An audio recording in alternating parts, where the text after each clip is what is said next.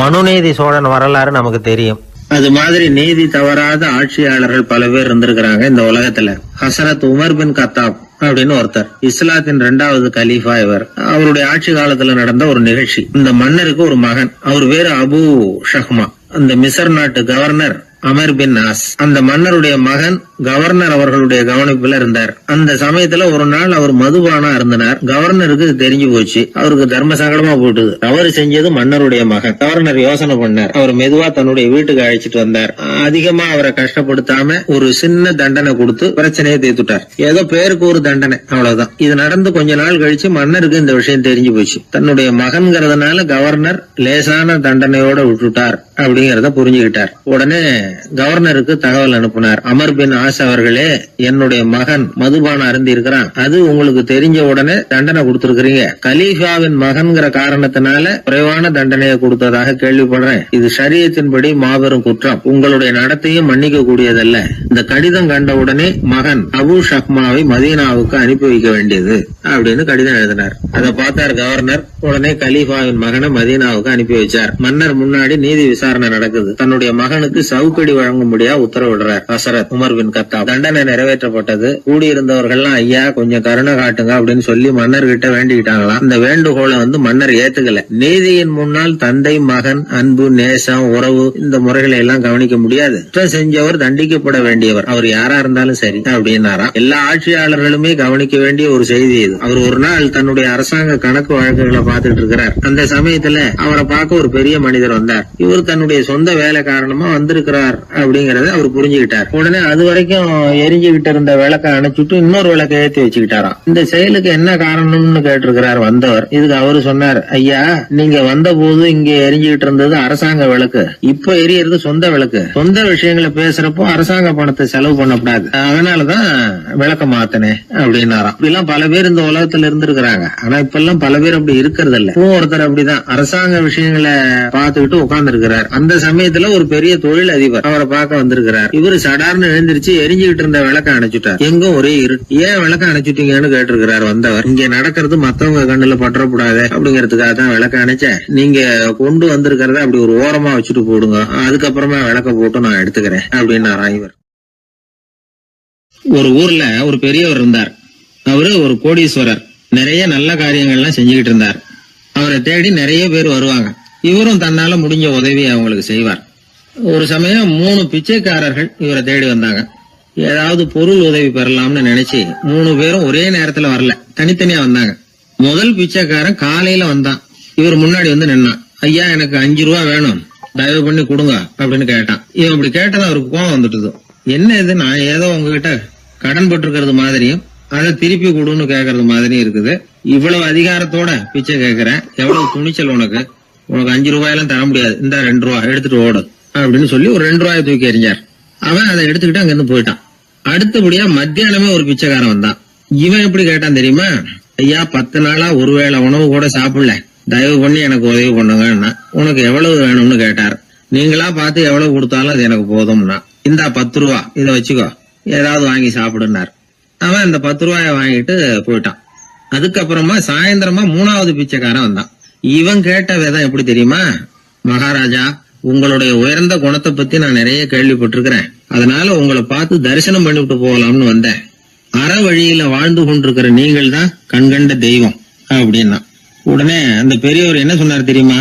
ஐயா தயவு பண்ணி உட்காருங்க, நீங்க ரொம்ப களைச்சு போய் வந்திருக்கிறீங்க, முதல்ல சாப்பிடுங்க, மத்ததெல்லாம் அப்புறம் பார்க்கலாம்னு சொல்லி அவனை உட்கார வச்சு சாப்பாடு போட்டார். அவன் சாப்பிட்டு முடிச்சான். அதுக்கப்புறம் இவர் கேட்டார், இப்ப சொல்லுங்க நான் என்ன பண்ணணும் உங்களுக்குன்னார். அந்த பிச்சைக்காரன் இந்த அன்புக்கு நிகழ்ந்து, ஐயா பசியோட வந்தேன், அறுசுவை விருந்தே படைச்சுட்டீங்க, அது போதும், எனக்கு வேற எதுவும் தேவையில்லை. நீங்க என் பேர்ல காட்டுற அன்பை நான் எப்பவும் மறக்க மாட்டேன், உங்களுக்கு எல்லாம் நல்லபடியா நடக்கும், உங்களுக்கு ஒரு குறையும் வராதுன்னா. இவனுடைய பரிவான இந்த வார்த்தைகள் அவர் மனசை தொட்டுது. அவன் பேர்ல இருந்த அன்பு பல மடங்கு அதிகமாச்சு. அதோட விளைவு என்ன தெரியுமா? இத பாருப்பா, இனிமே நீ வெளியில எங்கேயும் போக வேணாம், இங்கேயே இருந்துருன்னார். தன்னுடைய பங்களாவுக்கு பக்கத்திலேயே அந்த ஆளுக்கு ஒரு வீடும் கட்டி கொடுத்தார். கடைசி வரைக்கும் அந்த ஆளை தனக்கு பக்கத்திலேயே வச்சுக்கிட்டார். இந்த கதைய சுவாமி சிவானந்தர் சொல்லியிருக்கிறார். இறைவன் அந்த கோடீஸ்வரன் மாதிரியாம். அந்த 3 வகையான பிச்சைக்காரர்களும் 3 வகையான பக்தர்களும். இன்றைக்கு உள்ள பக்தர்கள்லாம் இந்த 3 வகையில ஒரு வகையை சேர்ந்தவங்களா தான் இருப்பாங்க. முதல் வகை தான் அதிகமா இருக்கும், மூன்றாவது வகை ரொம்ப அபூர்வம். நம்ம ஊர் பக்கம் ஒரு பெரியவர் இருந்தார். அவர் செலவு பண்ண பயப்படுவார். ஒரு பைசா ஒருத்தருக்கு கொடுக்கறதுனால ரொம்ப யோசனை பண்ணுவார். இவரை தேடிட்டு ஒரு நாள் சில பிச்சைக்காரங்கள்லாம் வந்தாங்க. ஐயா, நாங்கெல்லாம் சேர்ந்து ஒரு பிச்சைக்காரர்கள் சங்கம்னு ஆரம்பிக்கிறோம், அதுக்கு நீங்க ஒரு 1000 ரூபாய் நிதி உதவி பண்ணுனா தேவையில்லைன்னாங்க. அதெல்லாம் ஒன்னும் கொடுக்க முடியாது, அவ்வளவு பணம்லாம் என்கிட்ட கிடையாதுன்னு விட்டார் அவர். சரி, ஒரு 100 ரூபாயாவது கொடுங்களேன் அப்படின்னு கேட்டிருக்கிறாங்க. அதுவும் முடியாதுன்னார். இவங்க இன்னமும் இறங்கி வந்தாங்க. சரி, ஒரு 10 ரூபாயாவது கொடுங்க அப்படின்னு கேட்டு பார்த்தாங்க. அதெல்லாம் கிடையாதுன்னு ஒரே முடிவா சொல்றாரு அவர். கடைசியா ஒரு 10 காசாவது கொடுங்க சார், வாங்கிட்டு போறோம் அப்படின்னு கேட்டார் ஒருத்தர் இந்த கும்பல்ல இருந்து. அது கூட என்கிட்ட கிடையாதுன்னு ரொம்ப துல்லியமா சொல்லிவிட்டார் அந்த பெரிய மனிதர். அதாவது எதுவுமே கொடுக்க முடியாது, நீங்க போயிட்டு வாங்கன்னு விட்டார். அப்ப இந்த கும்பல்ல இருந்து ஒருத்தர் சொன்னார், சரி நீங்க எதுவுமே தர முடியாதுங்கிறீங்க, அப்படின்னா ஒண்ணு செய்யுங்களேன்னாங்க. என்ன செய்யணும்னார். பேசாம நீங்களும் எங்க சங்கத்துல ஒரு மெம்பரா சேர்ந்துருங்க அப்படின்னாங்களாம். இப்படி இருக்கிற மனிதர்கள் அதிகம். அதனால இந்த 3 பிச்சைக்காரர்கள் அப்படிங்கிற இந்த கதையிலிருந்து நாம புரிந்து கொள்ள வேண்டியது, எப்படி பேசணும், எப்படி பக்தி செலுத்தணும், எப்படி இந்த உலகத்துல வாழணும் அப்படிங்கிற கருத்து பூராவும் இந்த அறவுரையிலிருந்து நாம புரிந்து கொள்ளலாம். ஒரு சாலையில போக்குவரத்து நெரிசல், ஒருத்தர் அடிபட்டு கிடக்கிறார். கூட்டத்துல ஒருத்தர் கத்துறார், உடனே ஆம்புலன்ஸுக்கு போன் பண்ணுங்க அப்படின்னு. ஒருத்தர் ஓடி போய் தகவல் கொடுக்கிறார். கொஞ்ச நேரத்துல ஆம்புலன்ஸ் வருது. அடிபட்டவரை கொண்டுட்டு போய் ஆஸ்பத்திரியில சேர்க்குது. அங்க அவசர வைத்தியம், அவர் பொழைச்சுக்கிறார். ஆம்புலன்ஸுங்கிற ஒரு வசதி இல்லைன்னா அவரை அவ்வளவு சீக்கிரத்துல ஆஸ்பத்திரிக்கு கொண்டுட்டு போக முடியுமா? ஆபத்துக்கு உதவுகிற நண்பர் மாதிரி இந்த ஆம்புலன்ஸ். அந்த காலத்துல போர்கள் அதிகம், அதுல அடிபடுறவங்களும் அதிகம்.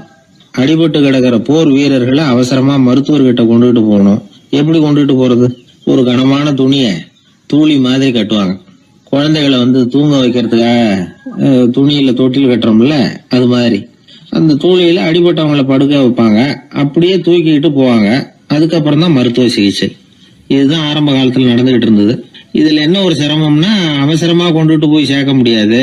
அதனால பாதி வழியிலேயே அவங்க போய் சேர்ந்துருவாங்க பல பேர். சரி, கொஞ்சம் சீக்கிரமா அவங்கள கொண்டுட்டு போறதுக்கு என்ன வழி அப்படின்னு யோசனை பண்ணாங்க. குதிரை மேல ஏத்தி கொண்டுட்டு போனா என்ன அப்படின்னு ஒரு யோசனை. அது மாதிரியே செஞ்சு பார்த்தாங்க. அது இன்னமும் ஆபத்தா போட்டுது. குதிரை ஓடுற வேகத்துக்கும் அது போடுற குலுக்கலுக்கும் அடிபட்டு கிடக்கிறவனால ஈடு கொடுக்க முடியுமா? அலுங்காம குலுங்காம கொண்டுட்டு போக வேண்டிய விஷயம் இல்லை இது. சரி, குதிரை முதுகுல அவனை கொண்டுட்டு போக வேணாம், குதிரை வண்டியில கொண்டுட்டு போனா என்ன? 4 சக்கரம் உள்ள ஒரு குதிரை வண்டியை தயார் பண்ண வேண்டியது. அதை ஆம்புலன்ஸா உபயோகப்படுத்த ஆரம்பிச்சாங்க. 1487 இது பழக்கத்துக்கு வந்துதான். இது கொஞ்சம் சௌரியமா தெரிஞ்சுது. அதனால 1792 வரைக்கும் இந்த முறைதான் நீடிச்சுதான். ஒரு பிரெஞ்சு மருத்துவர், அவர் பேர் பேரன் டொமினிக். அவர் என்ன பண்ணாருன்னா, குதிரை வண்டியில படுக்கை வசதியை ஏற்படுத்தினார். முதல் உதவி செய்யறதுக்கு தேவையானதையெல்லாம் அதுல வச்சார். எங்கேயாவது ஒருத்தர் காயம் போட்டிருக்காருன்னு தெரிஞ்சதுன்னா அங்கேயே போய் வேண்டிய உதவிகளை பண்ணார். தன்னார்வ தொண்டர்களையும் இந்த பணியில அவர் ஈடுபடுத்தினாராம். 1864 ஜெனீவா ஒப்பந்தம் ஏற்பட்டது இல்லையா, அப்பதான் ஆம்புலன்ஸ் சர்வீஸுக்கு மோட்டார் வாகனங்களையும் பயன்படுத்தலாம் அப்படின்னு முடிவு பண்ணிருக்கிறாங்க. அந்த சமயத்துல இன்னொரு விதமான ஆம்புலன்ஸ் சேவையும் நடந்துதான். அதாவது ராட்சத பலூன்கள் இருக்குல்ல, அதையெல்லாம் ஆம்புலன்ஸா பயன்படுத்தி இருக்கிறாங்க. முதல் தடவையா அமெரிக்காவில 1930 தான் ஒரு முழுமையான ஆம்புலன்ஸ் வாகனம் நடமாட ஆரம்பிச்சுதான். அதாவது அதுல ஆக்சிஜன் சிலிண்டர் இருக்கும், ட்ரிப்ஸ் மாதிரி அவசர தேவை உபகரணங்கள் இருக்கும், ஒரு மருத்துவர் இருப்பார், ஒரு நர்ஸ் இருப்பாங்க. இப்படிப்பட்ட ஒரு ஆம்புலன்ஸ் வசதி வந்த பிறகுதான் பல உயிர்களை காப்பாற்றக்கூடிய ஒரு நல்ல வாய்ப்பு ஏற்பட்டது. இப்பெல்லாம் இந்த ஆம்புலன்ஸ் சேவை எவ்வளவோ முன்னேற்றம் கண்டிருக்கு. மோட்டார் வாகனம் மட்டும் இல்ல, படகு, ஹெலிகாப்டர், விமானங்கள் இதெல்லாம் கூட இப்ப இந்த பணிக்கு ரொம்ப உபயோகமா இருக்கு. ஆபத்துல இருக்கிற ஒரு மனுஷனை பார்த்துட்டா உடனே அவனை காப்பாத்தணுங்கிற எண்ணம் இன்னொரு மனுஷனுக்கு ஏற்படத்தான் செய்யுது. அதனாலதான் காலம் ஏதோ கொஞ்சம் ஒழுங்கா ஓடிட்டு இருக்குது. ஒரு ஊர்ல ஒரு குரு இருந்தார். ஒரு நாள் அவரை தேடிட்டு ஒருத்தன் வந்தான். உனக்கு என்ன வேணும்னு கேட்டார் குரு. எனக்கு ஞான தெளிவு வேணும், அதுக்கு உங்க உபதேசம் எனக்கு தேவைன்னா. உபதேசம் வேணும்னா அதை பெற்றுக்கொள்ளுகிற அளவுக்கு தகுதி உள்ளவனா உன்னை தயார்படுத்திக்கணுமேன்னார். அதுக்கு நான் என்ன செய்யணும் சொல்லுங்கன்னா, முதல்ல நீ செய்ய வேண்டியது என்னன்னா, உங்ககிட்ட இருக்கிற எல்லா கெட்ட குணங்களையும் விட்டுட்டு 1 வருஷம் கழிச்சு வா, அப்புறம் பாக்கலான்னாரு. அவ்வளவுதானே, சரின்னு சொல்லிவிட்டு அவன் போயிட்டான். 1 வருஷம் கழிச்சு வந்தான். அவன் அங்க வந்து சேர்ந்த சமயத்துல அந்த ஆசிரமத்தின் மண் தரைய ஒரு வேலைக்காரன் பெருக்கி சுத்தம் பண்ணிட்டு இருக்கிறான். அந்த மண் தரையிலிருந்து எழுந்த புழுதி அதிகமா இருந்தது. அது காத்துல கலந்தது. சீடனையே மறைக்கிற அளவுக்கு ஆயிட்டுது. ஒரே புழுதி மயம். சீடனுக்கு கோபம் வந்துட்டுது. அந்த வேலைக்காரனை அடிக்கிறதுக்காக கைய வாங்கிட்டு போனான். அவன் ஓடி போய் குரு கிட்ட சொல்லிவிட்டான், குருவே, உங்க உத்தரவுப்படிதான் நான் தரையை சுத்தம் பண்ணேன், ஆனா அந்த ஆளு என்ன அடிக்க வர்றான் அப்படின்னா. குரு பார்த்தார், அந்த சீடனை கூப்பிட்டார். இத பாருப்பா, உன்னுடைய எண்ணங்கள்ல பாம்பு புகுந்துட்டுது, அதையெல்லாம் விரட்டி அடிச்சு விட்டு 1 வருஷம் கழிச்சு வா, அதுக்கப்புறம் பாக்கலான்னுட்டார். சீடன் யோசனை பண்ணான். சரின்னு சொல்லிட்டு போயிட்டான். 1 வருஷம் கழிச்சு மறுபடியும் வந்தான். இப்போ அவன் வர்ற சமயத்துல அந்த வேலைக்காரன் என்ன பண்ணான் தெரியுமா? குரு கட்டளைப்படி தரையை பெருக்கினான். அப்புறம் அந்த புழுதியை எடுத்து வேணும்னே அந்த சீடன் மேல தூவனான். அவ்வளவுதான். சீடனுக்கு மகாகம் வந்துட்டுது. அந்த வேலைக்காரனை பிடிச்சி கண்ணாமண்ணான்னு திட்டிவிட்டான். வேலைக்காரன் குரு கிட்ட ஓடனான். ஐயா, அந்த ஆளு வாய்க்கு வந்தபடியெல்லாம் திட்டுறான் அப்படின்னா. குரு பார்த்தார். ஓ அப்படியா? அப்படின்னா இந்த தடவை பாம்புகள் கிடையாது, இப்போ அவன் இதயத்துக்குள்ள நுழைஞ்சிருக்கிறது நாய். அதை விரட்டி அடிச்சு விட்டு இன்னும் ஒரு வருஷம் கழிச்சு அவனை வர சொல், அப்புறம் பார்க்கலாம் அப்படின்னு சொல்லி அனுப்பி வச்சுட்டார். சீடன் திரும்பி போயிட்டான். 1 வருஷம் கழிச்சு மறுபடியும் வந்தான். இப்போ அவன் வர்றப்போ என்ன செய்யணுங்கிறத அந்த வேலைக்காரங்கிட்ட குரு ஏற்கனவே சொல்லி வச்சிருக்கிறார். அது பிரகாரமே அவன் பண்ணனான். அவன் என்ன செஞ்சான் தெரியுமா? கூட்டி பெருக்கின புழுதியை எல்லாம் ஒரு வாளி தண்ணியில போட்டு நல்லா கலக்கி அந்த சீடன் தலையில ஊத்தினான். இவ்வளவு செஞ்சும் இந்த தடவை அவனுக்கு கோபமே வரல. அதுக்கு பதிலா அவனை பார்த்து நன்றின்னா. எதுக்கு நன்றி தெரியுமா? எதையும் சகிச்சுக்கிட்டு அமைதியா இருக்கும் குணத்தை கற்றுக்கொள்வதற்கு உதவியா இருந்ததுக்காக அந்த வேலைக்காரனுக்கு நன்றி. இத கேள்விப்பட்ட உடனே அந்த குரு ஓடி வந்தார். இவனை கட்டி பிடிச்சுக்கிட்டார். இனிமே நான் உனக்கு உபதேசம் பண்ணலாம், அதுக்கான தகுதி உனக்கு வந்துட்டுதுன்னார். இதுல இருந்து என்ன தெரியுது? ஒருத்தர்கிட்ட உபதேசம் வாங்கணும்னா கூட அதுக்குன்னு ஒரு தகுதி நமக்கு தேவைப்படுது. சகிப்புத்தன்மை ஒவ்வொரு மனிதனுக்கும் தேவைதான். இந்த காலத்துல ஒரு குரு, அவரை தேடி ஒருத்தன் வந்தான்.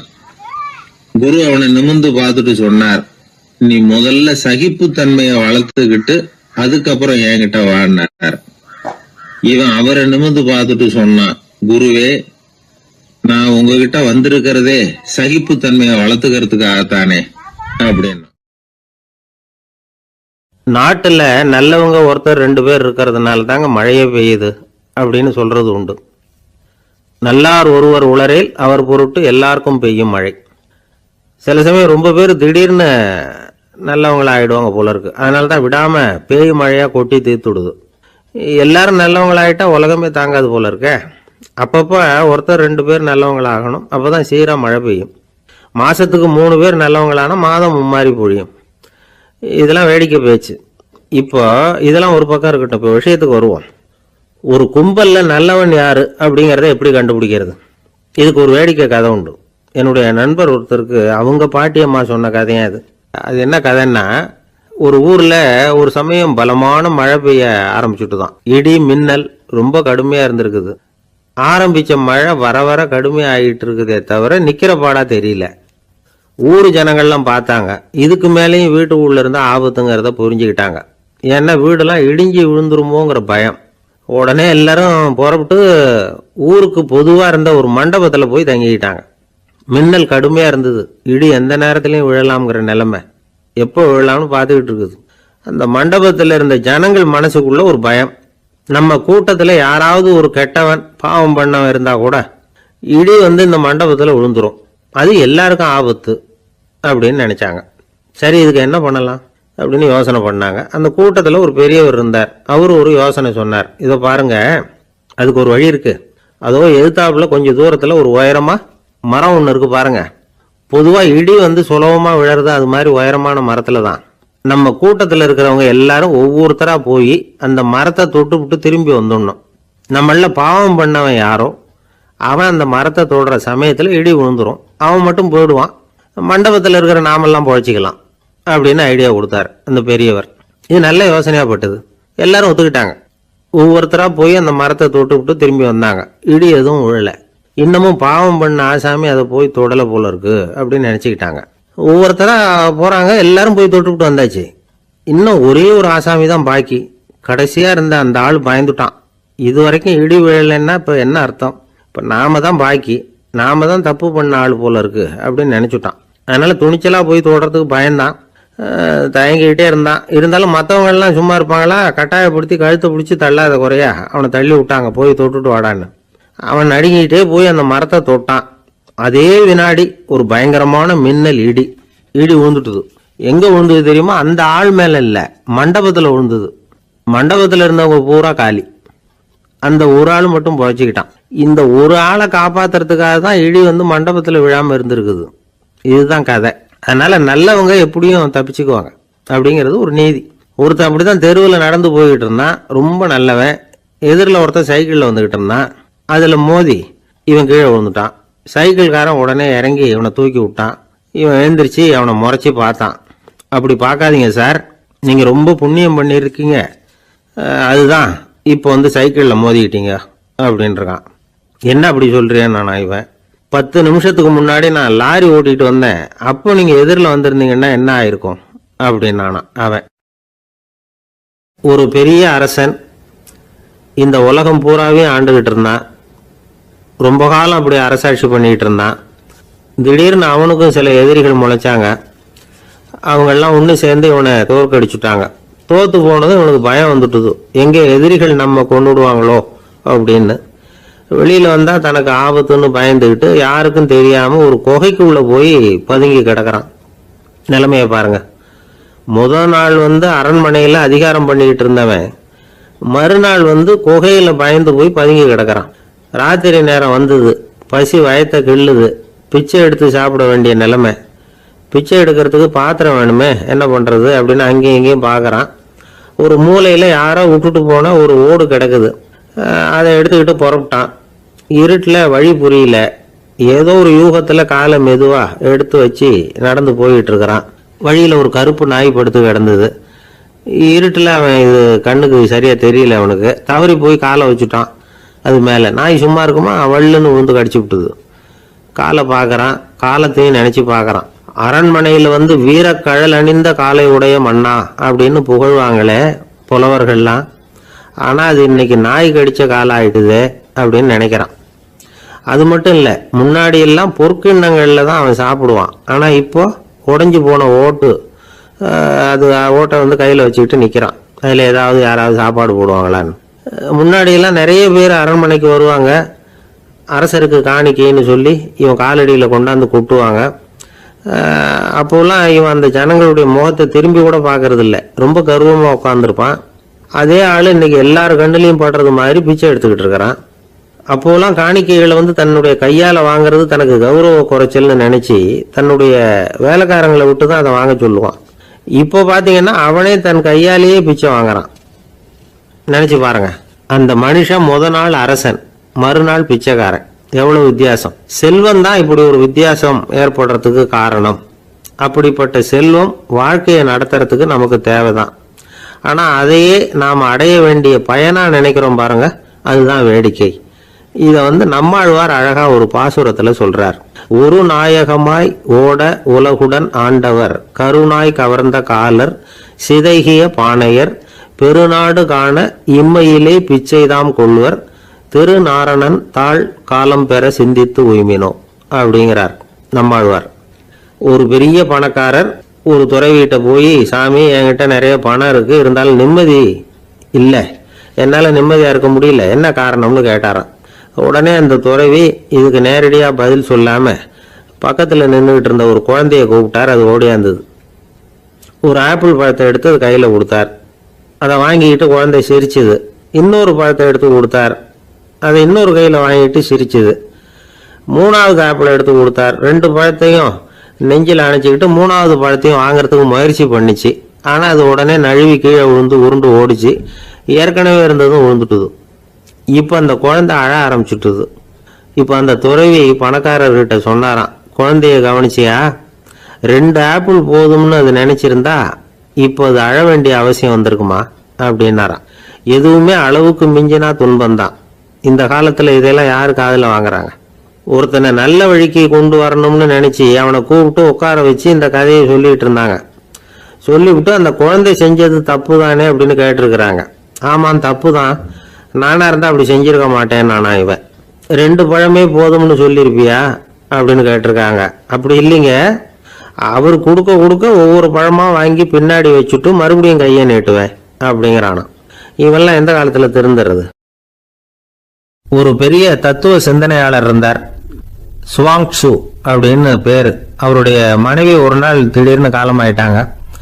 ஐயோ பாவம், அவர் ரொம்ப வருத்தப்படுவார், போய் ஆறுதலா 4 வார்த்தை பேசிவிட்டு வரலாம் அப்படின்னு நினைச்சுக்கிட்டு நிறைய பேர் அவரை தேடிட்டு வந்தாங்களாம். வந்தவங்களுக்கு ஆச்சரியம், ஏன்னா இவர் வருத்தப்பட்டுக்கிட்டு இருப்பார் அப்படின்னு தானே எதிர்பார்த்தாங்க. அப்படி இல்லை, தாளம் போட்டுக்கிட்டு உட்காந்துருக்கிறார். தாளத்துக்கு தகுந்த மாதிரி பாட்டு வேற பாடிக்கிட்டு இருக்கிறார். என்ன மனுஷன் அவர், கொஞ்சம் கூட கவலை இல்லாம இப்படி இருக்கிறாரு அப்படின்னு நினைச்சாங்க. ஒருத்தர் துணிஞ்சு அவர்கிட்ட கேட்டுவிட்டார், என்னங்க இது இப்படி அப்படின்னு. அதுக்கு அவர் என்ன சொன்னார் தெரியுமா? இதை பாருங்க, என்னுடைய மனைவி பிறக்கிறதுக்கு முன்னாடி அவளுக்கு உயிரும் கிடையாது, உடலும் கிடையாது. அதுக்கு பிறகுதான் உயிர் வந்தது, உடல் வந்தது, அந்த உருவம் வந்தது. இப்போ என்ன ஆச்சு? அந்த உருவமும் உயிரும் போயிட்டுது, அவ்வளவுதானே. வந்தது போயிட்டுது. இளவேனில் காலம், இலையுதிர் காலம், பனிக்காலம், இப்படி பருவங்கள் மாறி மாறி வருது இல்லையா?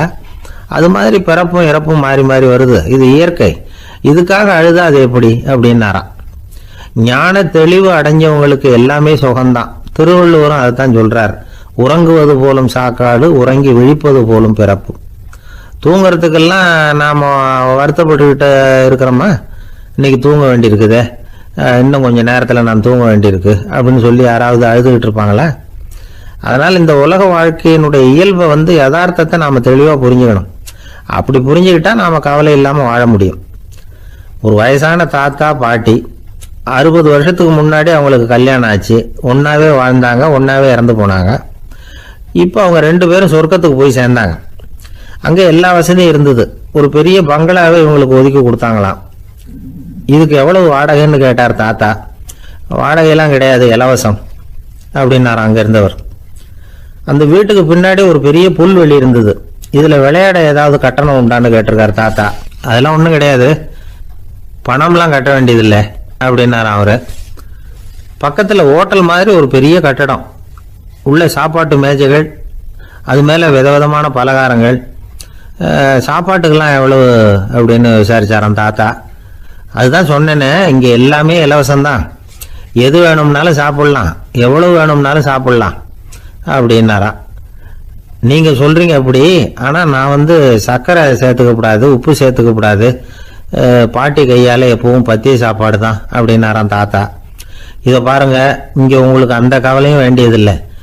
இங்கே நீங்கள் ஸ்வீட்டு சாப்பிடலாம், காரம் சாப்பிடலாம், உங்களுக்கு எந்த நோயும் வராது அப்படின்னாராம் அங்கே சொர்க்கத்தில் இருந்தவர். இதை கேட்ட உடனே அந்த தாத்தா பக்கத்தில் நின்ன பாட்டியை பார்த்து கத்தினாராம், அடி பாவி, எல்லாத்தையும் கெடுத்துட்டியே, நீ எனக்கு பத்திய சாப்பாடு போடாமல் கண்டதை திங்க விட்டுருந்தா 10 வருஷத்துக்கு முன்னாடியே நான் இங்கே சேர்ந்துருப்பேனே அப்படின்னாராம். ஒரு நாள் ஒரு 10-15 பள்ளிக்கூடத்து பிள்ளைங்க தேடிட்டு வந்தாங்க.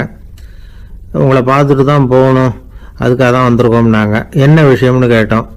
நாங்கள்லாம் கூடி ஒரு முடிவு பண்ணியிருக்கிறோம், அதை உங்ககிட்ட சொல்லணும் அப்படின்னாங்க. அதுவும் ஒரு வாண்டு பையன் அதை சொன்னான். என்ன முடிவு அது அப்படின்னு கேட்டோம் ரொம்ப ஆர்வமாக.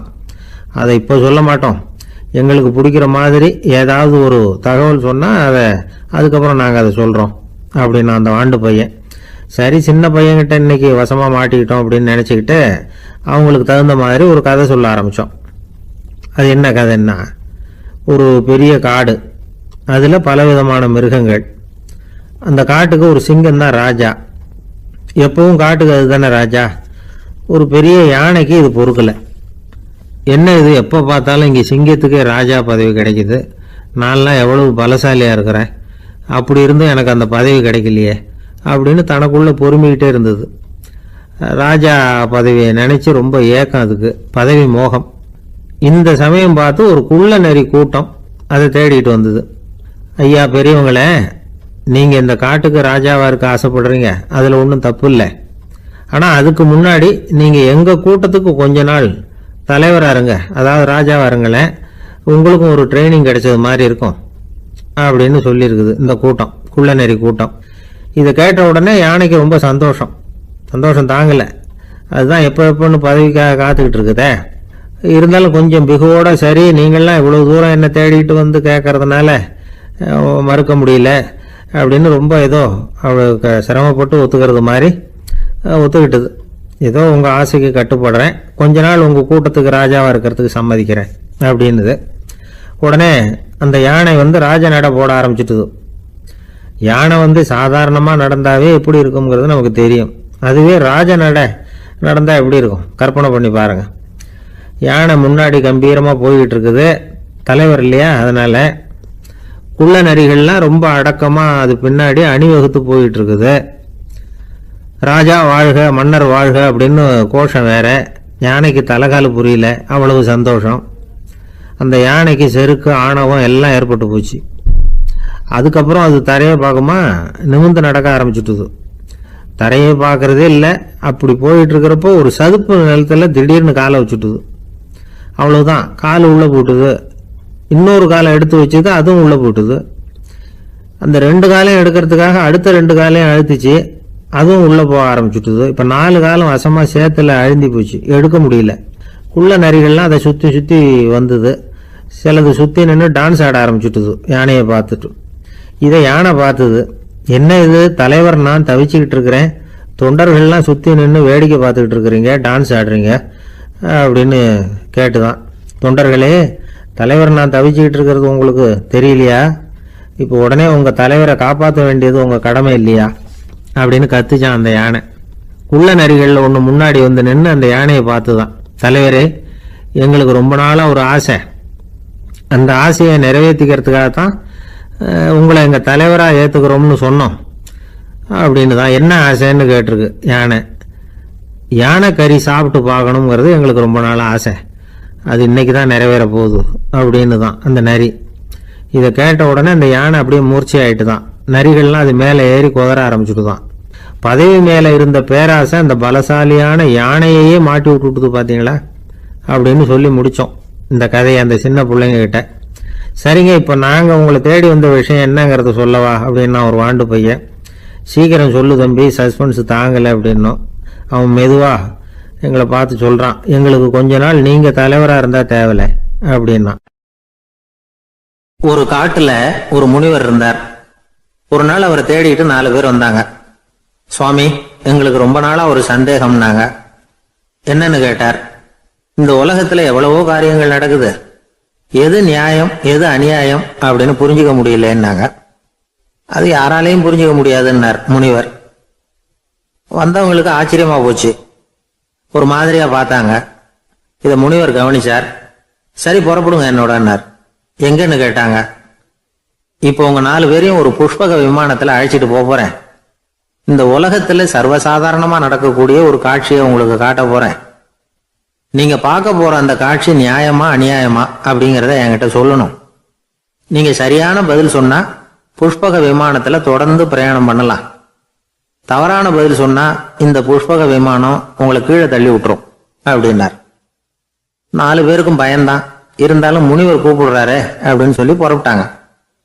அவங்க எல்லாரும் புறப்பட்டு ஒரு காட்டு வழியா போயிட்டு இருக்கிறாங்க புஷ்பக விமானத்துல. அங்க நடக்கிற ஒரு காட்சியை காட்டுறார் முனிவர். அதோ அங்க பாருங்கன்னார். அந்த விமானத்துல இருந்தபடியே எல்லாரும் கீழே குனிஞ்சு பாக்குறாங்க. அங்க ஒரு தாய் புலி அப்பதான் குட்டி போட்டிருக்கு. குட்டிகளை ஈன்ற உடனே பசிக்கு இறை தேடி அந்த பக்கமா வருது. அதே நேரம் ஒரு தாய் மான், அதுவும் அப்பதான் குட்டி போட்டிருக்கு. அதுவும் இதே மாதிரி குட்டிகளை ஈன்ற உடனே பசிக்கு இறை தேடி அந்த பக்கமா வருது. இப்ப அந்த புலி அந்த மானை அடிச்சு போட்டுடுது, அதுவும் சாப்பிடுது, குட்டிகளுக்கும் கொடுக்குது. இப்போ அந்த புலி குட்டிகள் முகத்துல மகிழ்ச்சி, தாயை இழந்த அந்த மான் குட்டிகள் முகத்துல துக்கம். இப்போ அந்த முனிவர் 4 பேர்கிட்டையும் கேட்கிறார், நீங்க இங்க பாத்தீங்களே, இதுல எது நியாயம் எது அநியாயம் ஒவ்வொருத்தரா சொல்லுங்க. உங்க பதில் சரியில்லைன்னா இந்த விமானம் உங்களை கீழே தள்ளி விட்டுரும். சொல்லுங்க பார்க்கலாம்னார். முதல்ல ஒருத்தன் சொன்னான், அந்த புலி செஞ்சது சரிதாங்க. அது பசிக்கு அதுதான் ஆகாரம். தன்னுடைய பசிக்கு தானே இறை தேடிக்கிட்டுது. அதுல என்ன தப்பு? அவ்வளவுதான். அதனால புலி செஞ்சது நியாயம்தான் அப்படின்னா. அவ்வளவுதான். அந்த விமானம் அவனை அப்படியே கீழே தள்ளி விட்டுட்டுது. அதனால அவன் கொடுத்த பதில் சரியில்லை அப்படிங்கிறது புரிஞ்சு போச்சு. இப்ப ரெண்டாவது ஆள் சொன்னான், புலி செஞ்சது பாவம். அந்த தாய்மான் என்ன தப்பு பண்ணிச்சு? இப்ப அந்த குட்டிகளுக்கு யாரு ஆதரவு? அதனால புலி செஞ்சது அநியாயம் அப்படின்னா. அவ்வளவுதான். அவனையும் கீழே தள்ளி விட்டுடுது அந்த விமானம். இந்த பதிலும் சரியில்லை அப்படின்னு ஆயிட்டுது. இப்ப மூணாவது ஆள் வந்தான். முதல்ல 2 பேர் கீழே விழுந்ததை பார்த்துக்கிட்டு இருந்தான். அதனால அவன் சொன்னான், ரெண்டுமே நியாயம்தாங்க. புலி இறை தேடினதும் இயற்கை, அதுக்கு மான் இறையானதும் இயற்கை. அதனால இதுல ஒன்றும் தப்பு இல்லைன்னா. அவ்வளவுதான். அவனையும் அந்த விமானம் கீழே பிடிச்சி தள்ளி விட்டுது. இப்ப 4வது ஆள் வந்தான். முனிவர் கேட்டார், நீயாவது சொல்லுப்பா, இந்த செயல்ல எது நியாயம்னார். அவன் தெளிவா பதில் சொன்னான். அதாவது என்ன சொன்னான்னா, எனக்கு தெரியல அப்படின்னா. அவனை விமானம் கீழே தள்ளல, சௌரியமா அழைச்சிட்டு போட்டுது. இவனும் பிரயாணம் சௌக்கியமா பண்ணானான். ஆக இதுதான் சரியான பதில்ங்கிறத முனிவர் உணர்த்தினார். இந்த கதையிலிருந்து நாம புரிஞ்சுக்க வேண்டியது என்னன்னா, இந்த உலகத்துல எவ்வளவோ காரியங்கள் நடக்குது. அதெல்லாம் ஏன் அப்படி நடக்குதுங்கிறதுக்கு எப்பேற்பட்ட பண்டிதராலும் பதில் சொல்ல முடியாது. தெரியாததை தெரியாதுன்னு ஒத்துக்கிட்டா வாழ்க்கை பிரயாணம் சுகமா இருக்கும். அதனால தேவையில்லாத விஷயங்களை புரிஞ்சுக்கிறதுக்கு நேரத்தை செலவு பண்ணிட்டு இருக்க கூடாது. வாழ்க்கையை குழப்பிக்க கூடாது.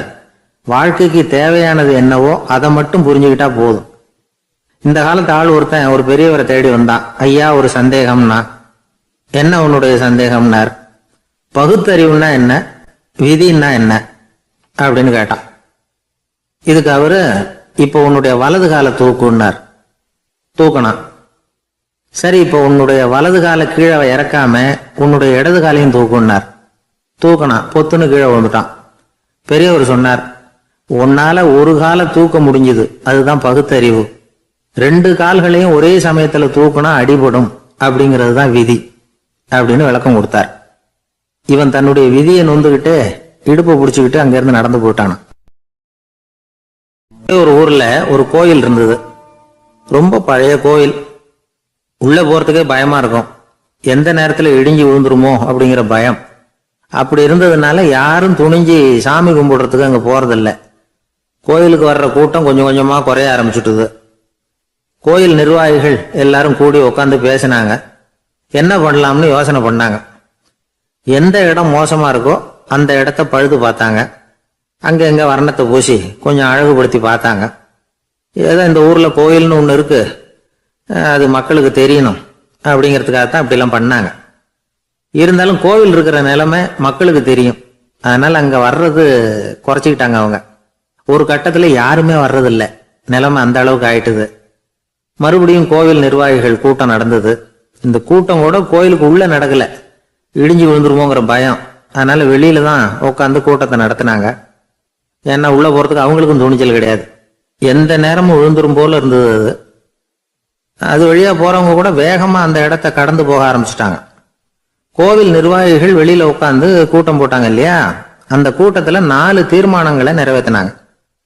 அது என்ன 4 தீர்மானம்னா, முதல் தீர்மானம், இந்த கோவிலை இடிப்பது அப்படிங்கிற முடிவை இந்த கமிட்டி மிகவும் வருத்தத்துடன் ஏற்றுக்கொள்ளுகிறது அப்படின்னு நிறைவேற்றினாங்க. இதுக்கு பதிலா இன்னொரு கோவிலை உடனடியாக கட்டி முடிச்சுடணுங்கிறது 2வது தீர்மானம். 3வது தீர்மானம் என்ன தெரியுமா? பழைய கோவிலின் கதவுகள், அதிலிருந்து பிரிச்சு எடுக்கிற செங்கல், இதையே புது கோவில் கட்டுவதற்கு பயன்படுத்தி கொள்ள வேண்டியது. பழைய கோவில் இருந்த மாதிரியே அதே வடிவத்துல புது கோவிலையும் கட்ட வேண்டியது. பழைய கோவிலின் அஸ்திவாரத்தை அப்படியே வச்சுக்கிட்டு அதுக்கு மேல நாம கோவிலை கட்டிக்க வேண்டியது. இதுதான் 3வது தீர்மானம். இதையும் கமிட்டி முழு மனசோட ஏத்துக்கிட்டது. இது வரைக்கும் சரி. இப்ப அந்த கமிட்டி 4வதா ஒரு முக்கியமான தீர்மானத்தை கொண்டுகிட்டு வந்து அதையும் ஏகமனதா நிறைவேற்றி விட்டது. அது என்ன தீர்மானம்னா, புதிய கோவில் கட்டி முடிக்கிற வரைக்கும் பழைய கோவிலை இடிக்கிறதில்லை அப்படிங்கிற தீர்மானம். எப்படி இருக்குது பாருங்க இது. பழசை இடிக்காத வரையில அதே இடத்துல புதுசா எப்படி கட்ட முடியும்? பல விஷயங்கள்ல நாம நடந்துக்கிற முறையும் இப்படிதான் இருக்குதான். வாழ்க்கையில முன்னேறணும்னு ஆசைப்படுவோம். அதே நேரத்துல அந்த முன்னேற்றத்துக்கு எது தடையா இருக்கோ அதை விட்டு விடுறதுக்கும் மனசு வராது.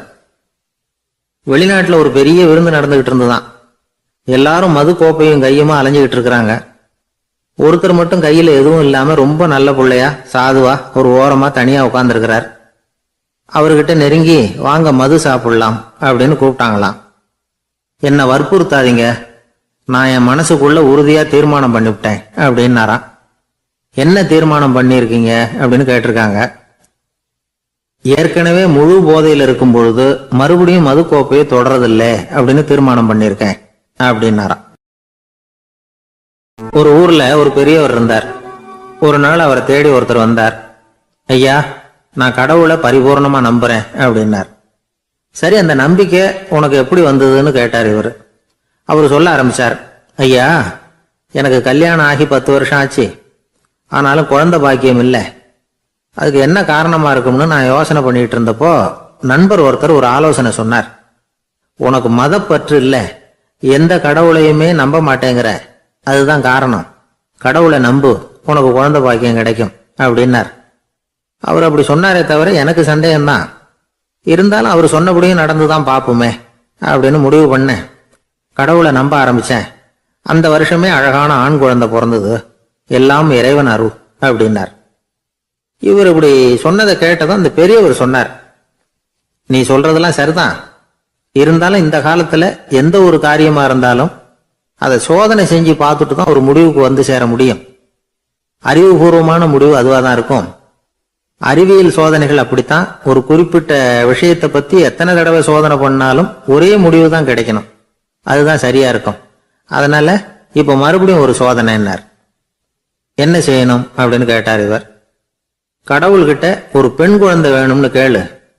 முதல்ல ஆண் குழந்தையை கொடுத்தது மாதிரியே இப்போ ஒரு பெண் குழந்தையையும் கொடுக்கறாரா பார்க்கலாம் அப்படின்னார். சரின்னு சொல்லி இவர் அதே மாதிரி முயற்சி பண்ணினார். அதுக்கப்புறம் அவரு இந்த பெரியவர்கிட்ட வரவே இல்லை. கொஞ்ச காலம் கழிச்சு இவரே அவரை தேடிக்கிட்டு போய் கதவை தட்டினார். அவர் கதவை திறந்தார். என்ன ஆச்சு, கடவுள் கண் திறந்தாரா அப்படின்னு கேட்டார். அவரு, அந்த சமாச்சாரம்லாம் நமக்கு வேணாம் சார். முதல் தடவை அது ஏதோ தற்செயலா ஏற்பட்ட ஒரு சாதகம். இப்ப நீங்க 2வது தடவை சொன்ன பிறகு தினமும் கடவுளை வேண்டிக்கிட்டு தான் இருக்கிறேன், ஒன்னும் நடக்கல அப்படின்னார் ரொம்ப விரக்தியா. ஒரே ஒரு தோல்வியில உங்க நம்பிக்கை எல்லாம் பறந்து போயிடுது பாத்தீங்களா அப்படின்னார் அந்த பெரியவர். எல்லாம் நல்ல விதமா நடக்கிற வரைக்கும் நம்பிக்கை, எதிர்பார்த்தது தோல்வியில முடிஞ்சுட்டுதுன்னா அவநம்பிக்கை. மற்றவர்கள் பேர்ல வைக்கிற நம்பிக்கை எந்த நேரத்திலையும் விவகாரமாகி விடக்கூடிய சாத்தியம் உண்டு. நாம நம்பிக்கை வைக்க வேண்டியது நம்ம கிட்ட தான். நமக்குள்ள இருக்கிறார் கடவுள். எனவே நம்ம பேர்ல நாம வைக்கிற நம்பிக்கை தான் உண்மையான கடவுள் பக்தி. நிபந்தனையற்ற நம்பிக்கையா அது இருக்கணும். எல்லாம் நல்லபடியா நடந்துகிட்டு இருந்தா எந்த முட்டாளுக்கும் நம்பிக்கை வரத்தான் செய்யும் அப்படிங்கிறது ஒரு பெரியவர் கருத்து. தியானத்தின் மூலமா தான் உனக்குள்ள ஆழமா தோண்டுனா உன்னுடைய அடி ஆழத்துல நம்பிக்கை வந்து அப்படி ஊற்றெடுக்கும், அதை பார்க்க முடியும் அப்படிங்கிறது பெரியவர்கள் சிந்தனை. ஒரு குழந்தை அப்பாவை பார்த்து என்னப்பா பண்றேன்னு கேட்டுதான். பிரார்த்தனை பண்ணிட்டு இருக்கிறேன்னாராம் அப்பா. பிரார்த்தனை பண்ணுனா என்ன கிடைக்கும் அப்படின்னு கேட்டுதான் குழந்தை. எல்லாம் கிடைக்கும் அப்படின்னாராம் அப்பா. நீ வச்சிருக்கிறிய பேனா அது கூட கிடைக்குமான்னு கேட்டுதான் குழந்தை. ஓ, கிடைக்குமேன்னு இருக்கார். அப்படின்னா அந்த பேனாவை என்கிட்ட கொடுத்துரு, நீ பிரார்த்தனை பண்ணி வேற பேனா வாங்கிக்கோ அப்படின்னு தான் அந்த குழந்தை. ஒரு வயசான பாட்டியின் தாத்தாவும் ஒரு பூங்காவில் உட்காந்து பேசிக்கிட்டு இருக்கிறாங்க. அவங்களுக்கு கல்யாணம் ஆகி 53 வருஷம் ஆச்சு. பிள்ளைங்கள்லாம் படிச்சு பெரிய பெரிய வேலையில இருக்கிறாங்க. பேரன் பேத்திகளும் நல்ல நிலைமையில இருக்கிறாங்க. இந்த தாத்தாவும் பாட்டியும் சிரிச்சு பேசிக்கிட்டு இருந்தத ஒரு பெரியவர் பார்த்தார். அவருக்கு ஆச்சரியமா இருந்தது. இந்த வயசுலயும் இவ்வளவு அந்யோன்யமா இவங்க பேசிக்கிட்டு இருக்கிறாங்களே அப்படின்னு நினைச்சார். சரி, நேரிலேயே கேட்டுருவோமே அப்படின்னு நினைச்சுக்கிட்டு கிட்ட போனார். உங்க மன வாழ்க்கையின் வெற்றிக்கான ரகசியம் என்ன அப்படின்னு கேட்டார். இதை கேட்டதும் அந்த தாத்தா சிரிச்சுக்கிட்டே பாட்டியை பார்த்தாராம். அதுக்கப்புறம் சொன்னாராம், நான் இந்த அம்மாவை கல்யாணம் பண்ணிட்டதுக்கும் எங்களுடைய இல்வாழ்க்கை இவ்வளவு நாளா பலம் குறையாம மகிழ்ச்சியா இருக்கிறதுக்கும் காரணம் ஒண்ணுதான். அது என்ன காரணம்னா, எங்களுக்கு இடையில பொதுவா நிறைய குறைகள் உண்டு, அதுதான் காரணம் அப்படின்னாராம். அவர் சொல்றது சரிதான் அப்படிங்கிறது மாதிரியே அந்த பாட்டியும் அவரை நிமிர்ந்து பார்த்தாங்களாம். இந்த பெரியவர் மறுபடியும் அந்த பாட்டியை பார்த்து அதே கேள்வியை கேட்டிருக்கார். உங்களுடைய நீண்டகால மன வாழ்க்கைக்கு கிடைச்ச வெற்றி எதனாலேன்னு சொல்ல முடியுமா அப்படின்னு கேட்டாராம். அவங்களும் சிரிச்சுக்கிட்டே பதில் சொன்னாங்களாம். என்ன பதில் தெரியுமா? சில பேரை நாம குறிப்பிட்ட பண்புகளுக்காக நேசிக்கிறோம், வேற சிலரை நாம அந்த பண்புகள் இல்லாத குறைகளுக்காகவே விரும்பி பழகிறோம் இல்லையா அப்படின்னு கேட்டுட்டு தலையை குனிஞ்சுக்கிட்டாங்களாம் அந்த பாட்டியம்மா. அவங்க அப்படி சொன்னதை கேட்டதும் இவருக்கு புதுசா ஞானம் பிறந்தது மாதிரி இருந்துதான். இதுதான் மனம் நிறைந்த மன வாழ்க்கை அப்படிங்கிறார் சுவாமி சின்மயானந்தர். பண்புகளை எப்படி நேசிக்க முடியுதோ அதே மாதிரி பண்புகள் இல்லாத குறைகளையும் நேசிக்க முடியும். மனசுதான் காரணம். ஒரு மேல்நாட்டு தம்பதி, அவங்களும் தாத்தா பாட்டி தான். அவங்க 2 பேரும் ஒரு பூங்காவில் உட்காந்து சிரிச்சு பேசிட்டு இருக்கிறாங்க. அத ஒருத்தர் பார்த்தார். அவருக்கு ஆச்சரியம், இவ்வளவு காலம் ஆகி இந்த வயசுலயும் இப்படி அன்பா பேசிட்டு இருக்கிறாங்களே அப்படிங்கிற ஆச்சரியம். கிட்ட நெருங்கி போனாரு. கேட்டார், ஏன் தாத்தா உங்களுக்கு கல்யாணம் ஆகி எவ்வளவு வருஷம் ஆச்சுன்னார். 55 வருஷம் ஆச்சுன்னாராம் அவரு. இன்னமும் இவ்வளவு சந்தோஷமா இருக்கிறீங்களே, அதுக்கு என்ன காரணம்னு கேட்டிருக்கார். அதுக்கு என்ன காரணம்னா, இதுவரைக்கும் எங்களுக்குள்ள சண்டையே வந்ததில்லை அப்படின்னாராம். அது எப்படி முடியும்னு கேட்டிருக்கார் இவர் ஆச்சரியமா. அந்த தாத்தா சொல்ல ஆரம்பிச்சாராம், பாருப்பா, எங்களுக்கு கல்யாணம் ஆன புதுசுல நானும் என்னுடைய மனைவியும் ஒரு குதிரை மேல ஏறி ஒரு காட்டு வழியா போய்கிட்டு இருந்தோம். கொஞ்ச தூரம் போனதும் அந்த குதிரை எடக்கு பண்ணிச்சு. நான் உடனே கீழே இறங்கி அந்த குதிரையை பார்த்து, இது உனக்கு முதல் தடவை அப்படின்னு மிரட்டலா சொல்லிவிட்டு ஏறி உட்காந்தேன். மறுபடியும் போனோம். கொஞ்ச தூரம் குதிரை நல்லபடியா நடந்து போச்சு. மறுபடியும் எடக்கு பண்ண ஆரம்பிச்சுட்டுது. நான் கீழே இறங்கினேன். கையில இருந்த சாட்டையால ஓங்கி ஒரு அடி கொடுத்தேன். இது உனக்கு 2வது தடவை அப்படின்னு சொல்லிவிட்டு ஏறி உட்காந்தேன். மறுபடியும் குதிரை கொஞ்ச தூரம் நல்ல விதமா நடந்து போச்சு. அப்புறமும் எடக்கு பண்ண ஆரம்பிச்சுட்டுது. அந்த சமயத்துல ஒரு ஆற்று பாலத்தை கடந்து போயிட்டு இருக்கிறோம். நான் கீழே இறங்கினேன். என்னுடைய மனைவியையும் கீழே இறங்க சொன்னேன். அந்த குதிரையை பிடிச்சி அப்படியே ஆத்துல தள்ளி விட்டுட்டேன். தள்ளி விட்டுட்டு, இது உனக்கு கடைசி தடவை அப்படின்னு சொன்னேன். அதை பார்த்ததும் என் மனைவி பதறி போயிட்டாங்க. போய், ஐயோ பாவம், என்ன இப்படி பண்ணிவிட்டீங்க, உங்களுக்கு மனசுல கொஞ்சம் கூட இறக்கமே இல்லையா அப்படின்னாங்க. நான் மெதுவா இவங்க பக்கம் திரும்பி, இது உனக்கு முதல் தடவை அப்படின்னு. அவ்வளவுதான், அன்னையில இருந்து இன்னைய வரைக்கும் ஒரு நாள் கூட எங்களுக்குள்ள சண்டையே வந்ததில்லை அப்படின்னு விளக்கம் கொடுத்தார் அந்த தாத்தா. ஒரு ஆளு வேகமா நடந்து போயிட்டு இருந்தான். அவன் வேகமா நடக்கிறதுக்கு காரணம் வெயில் காலம், காலில் செருப்பு இல்லை, மணல் பாதை, அதுதான் வேகம். காலில் செருப்பும் இல்லாம கையில கொடையும் இல்லாம அந்த ஆளு வெயில்ல நடந்து போயிட்டு இருக்கிறான். அந்த சமயத்துல இன்னொருத்தன் குதிரை மேல ஏறி அந்த வழியா வந்துகிட்டு இருக்கிறான். அவன் காலில் செருப்பும் இருந்தது, கையில கொடையும் இருந்தது. நடந்து போயிட்டு இருந்தவன் அந்த குதிரை ஆசாமியை பார்த்து கேட்டான், ஐயா, நீங்களும் குதிரை மேல உட்காந்துக்கிட்டு போய்கிட்டு இருக்கிறீங்க, அப்படி இருக்கிறப்போ உங்களுக்கு அந்த செருப்பு என்னத்துக்கு, அதை எனக்கு கொடுத்து உதவலாமே அப்படின்னா. குதிரை மேல உட்காந்துருந்தவன் யோசனை பண்ணி பார்த்தான். இவன் சொல்றது நியாயம்தானே அப்படின்னு சொல்லி தன்னுடைய செருப்பை கழட்டி அந்த வழிபோக்கனுக்கு கொடுத்துட்டான். ரொம்ப நல்லதுங்க அப்படின்னு சொல்லி இவன் அதை வாங்கி காலில் மாட்டிக்கிட்டான். அதுக்கப்புறம் மறுபடியும் இவன் ஆரம்பிச்சான், ஐயா, நீங்க குதிரையில போறதுனால போக வேண்டிய இடத்துக்கு வேகமா போய் சேர்ந்துருவீங்க, அதனால உங்க கையில அந்த கொடை என்னத்துக்கு, நான் நடந்து போயிட்டு இருக்கிறவன் ரொம்ப நேரம் நடக்க வேண்டியிருக்கும் இந்த வெயில்ல, அதனால அந்த கொடையையும் எனக்கு கொடுங்களேன் அப்படின்னா. குதிரை வீரன் யோசனை பண்ணி பார்த்தான். இதுவும் நியாயம்தானே அப்படின்னு அவனுக்கு தோணுச்சு. உடனே இறக்கப்பட்டு தன் காலில் இருந்த செருப்பை கொடுத்தது மாதிரியே தன் கையில் இருந்த கொடையையும் இவங்கிட்ட கொடுத்துட்டான். அதுக்கப்புறம் அவன் நிம்மதியா புறப்பட்டான். இப்ப மறுபடியும் கை தட்டி அவனை நிறுத்தினான். கீழே நின்றுட்டு இருந்தவன், என்னப்பா ஏன் என்ன நிறுத்தின, இன்னும் ஏதாவது வேணுமா உனக்கு அப்படின்னா குதிரையில இருந்தவன். இவன் மெதுவா வாயை திறந்து, அந்த குதிரையையும் என்கிட்ட கொடுத்துருங்களேன்னா. அந்த குதிரை வீரன் இப்போ ஒரு கணம் யோசனை பண்ணி பார்த்தான். உடனே என்ன பண்ணான் தெரியுமா, தன்கிட்ட இருந்த குதிரை சவுக்கை எடுத்தான். குதிரை சவுக்கால அந்த ஆளை வாங்குவாங்கன்னு வீசி தள்ளிவிட்டான். இவ்வளவு சவுக்கடியும் வாங்கிட்டு இந்த ஆள் என்ன பண்ணான் தெரியுமா, சிரிக்கிறான். அடி வாங்கிட்டு யாராவது சிரிப்பாங்களா? குதிரை வீரனுக்கு ஒன்றும் புரியல. என்னப்பா அது, ஏன் இப்படி அடி வாங்கிட்டு இப்படி சிரிக்கிறியே அப்படின்னு கேட்டான். இப்ப அந்த வழிபோக்கன் சொல்றான், ஐயா, நான் இப்படி சிரிக்கிறதுக்கு காரணம் இருக்கு. இப்படி குதிரை கேட்டு உங்ககிட்ட அடி வாங்கலைன்னு வச்சுக்கோங்க, என் உயிர் உள்ள வரைக்கும் மனசுல ஒரு தவிப்பு இருந்துகிட்டே இருக்கும்.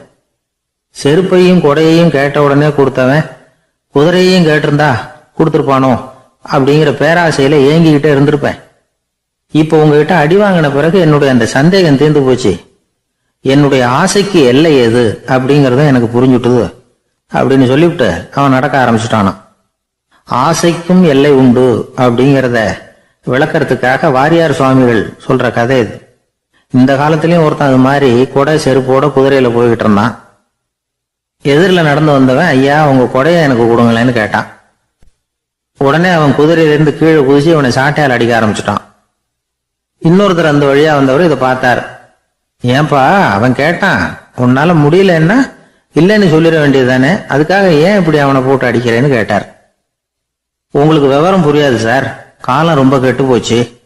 கேட்டதை கொடுத்தேன்னு வச்சுக்கோங்க, இந்த குதிரையே என்னோடது, அவன் திருடிக்கிட்டு போறான் அப்படின்னு என் பேர்ல புகார் கொடுக்க ஆரம்பிச்சிருவான் சார் அப்படின்னா. அது எப்படி அவ்வளவு உறுதியா சொல்றேன்னு கேட்டார் அவரு. ஏற்கனவே அது மாதிரி ஒருத்தன் பேர்ல புகார் கொடுத்துட்டு தான் இந்த குதிரையை நான் தள்ளிட்டு வந்துகிட்டு இருக்கிறேன் அப்படின்னார். ஒரு ஊர்ல ஒரு குரு இருந்தார், ஜென் குரு. அவரை தேடிட்டு ஒரு மன்னர் வந்தார். வந்தவர் ஜப்பான் மன்னர். தோட்டக்கலையை பத்தி தெரிஞ்சுட்டு போறதுக்காக அவர் வந்தார். எப்படி தோட்டம் அமைக்கிறது அப்படிங்கறத பத்தி அந்த குரு விவரமா சொல்லி கொடுத்தாரு. ஒரு நாள் 2 நாள் இல்ல, 3 வருஷம் கத்து கொடுத்தார். அதுக்கப்புறம் சொன்னார், நான் கத்து கொடுத்துட்டேன், இனிமே நீங்க போகலாம், போய் தோட்டம் அமைக்கலாம், அதுதான் உங்களுக்கு பரிசை. தோட்டம் அமைச்ச பிறகு சொல்லி அனுப்புங்க, நான் வந்து பாக்குறேன். நீங்க இங்க என்னவெல்லாம் கத்துக்கிட்டீங்களோ அதையெல்லாம் அங்க செயல்முறையில செஞ்சு காட்டுங்க அப்படின்னு சொல்லி அனுப்பி வச்சார். மன்னர் போனார். அரண்மனைக்கு பக்கத்திலேயே ஒரு பெரிய தோட்டத்தை உண்டு பண்ணினார். அழகான மரங்களையும் செடிகளையும் உருவாக்கினாரு. கிட்டத்தட்ட 1000 தோட்டக்காரர்களை பயன்படுத்தி 3 வருஷங்கள் முயற்சி பண்ணி அந்த அழகான தோட்டத்தை உருவாக்கினார். குரு கிட்ட இருந்து செய்தி வந்தது, நாளைக்கு வந்து தோட்டத்தை பாக்குறேன் அப்படின்னு. மன்னர் உடனே சுறுசுறுப்பாயிட்டார். முதல் நாளே தோட்டத்தை சுத்தப்படுத்தினார். ராத்திரி பூரா யாரும் தூங்கல. எல்லாருக்கும் தோட்டத்தை ஒழுங்குபடுத்துற வேலை. அது அந்தந்த இடத்துல ஒழுங்கா இருக்குதா அப்படின்னு சரி பார்த்தாங்க. ஒரு தவறும் இல்லாத வகையில அதை ஒழுங்குபடுத்தினாங்க. மறுநாள் குரு வந்தார், தோட்டத்தை பார்த்தார். அவருக்கு கோபம் வந்துட்டுது. மன்னருக்கு ஆச்சரியம், எப்பவும் சிரிச்சுக்கிட்டே இருக்கிறவர் இப்ப எப்படி இருக்கிறாரு அப்படின்னு. மெதுவா குரு கிட்ட போய், எல்லாம் சரியா தானே இருக்குது அப்படின்னார். எல்லாம் சரிதான், ஆனாலும் எங்கே அந்த பொன்னிற காற்று அப்படின்னார். உதிர்ந்த இலைகள், பொன் மஞ்சள் நிற இலைகள் காற்றில் அப்படி புரண்டு ஓடுவதை நான் பார்க்க முடியவில்லையே அப்படின்னாராம். அது இல்லாம இந்த தோட்டம் உயிரோட்டம் உள்ளதா இருக்காது, இதுல பாடல் இல்லை, ஆடல் இல்லை, அதெல்லாம் இல்லாம இந்த தோட்டம் ரொம்பவும் செயற்கையா தெரியுதுன்னாராம். மன்னர் இப்பதான் யோசனை பண்ணார். கீழே கிடந்த காஞ்சி போன இலைகள் மட்டும் இல்ல, மரத்துல இருந்த காஞ்சி போன இலைகளையும் அப்புறப்படுத்தி சுத்தமா வச்சிருக்கிறார். இறப்பும் வாழ்க்கையினுடைய ஒரு பகுதி தான். மரணம்ங்கிறது வாழ்க்கைக்கு எதிரானது அல்ல, அதை நிரப்பும் ஒரு பகுதி தான் அது. மரணம் இல்லையில் வாழ்க்கையே இல்லை அப்படிங்கிறது பெரியவங்க கருத்து. இப்ப அந்த தோட்டம் அழகாதான் இருக்குது, இருந்தாலும் அது ஒரு ஓவியம் மாதிரி உயிர் இல்லாமல் இருக்கு. குரு ஒரு வாளியை கையில எடுத்துக்கிட்டார். தோட்டத்தை விட்டு வெளியில போனார். ஏற்கனவே வீசி எறிந்த அந்த சருகுகளை எல்லாம் அள்ளி கொண்டுகிட்டு வந்தார். உள்ள எல்லா இடங்கள்லயும் அதை வீசினார். உடனே காத்து அந்த காய்ந்த சருகுகளையும் பழுத்த இலைகளையும் அசைக்க ஆரம்பிச்சுட்டுது. இப்போ அங்க சலசல சத்தம், சங்கீதம், இலைகளின் நடனம், ஓவியம் மாதிரி இருந்த அந்த தோட்டத்துக்கு இப்ப உயிர் வந்துட்டுது. இதுதான் அந்த பொன்னான காற்று அப்படின்னாராம் குரு. மன்னருக்கு புரிஞ்சது. மிகப்பெரிய ஜென் கேள்வி ஒன்று உண்டு. உம்மான் அப்படிங்கிற ஒரு பெரிய குருவை பார்த்து துறவி ஒருத்தர் கேட்டாராம், இலைகள் எல்லாம் கீழே விழுந்து மரங்கள் மொட்டையாக இருக்கும் பொழுது என்ன நடக்கும்? இதுதான் கேள்வி. இதுக்கு உம்மான் சொன்ன பதில் பொன்னான காற்று, தி கோல்டன் விண்ட் அப்படின்னாராம்.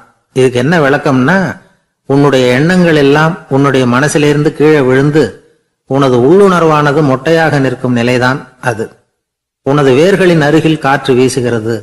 எல்லா எண்ணங்களும் உன்னிலிருந்து வெகு தூரத்துக்கு புரண்டு கொண்டே சென்று விடுகிறது. நீ அவற்றை கடந்து விட்டால் நீ அவைகளுக்கெல்லாம் மேலெழுந்து கீழே பார்ப்பவனைப் போல நிற்க ஆரம்பித்து விடுவாய். அதுதான் தியானம் என்பது அப்படின்னு சொல்றாங்க. தியானம்ங்கிறது எண்ணத்துக்கு எதிரானது இல்ல, தியானம்ங்கிறது எண்ணங்களை கடந்து செல்வதுதான்.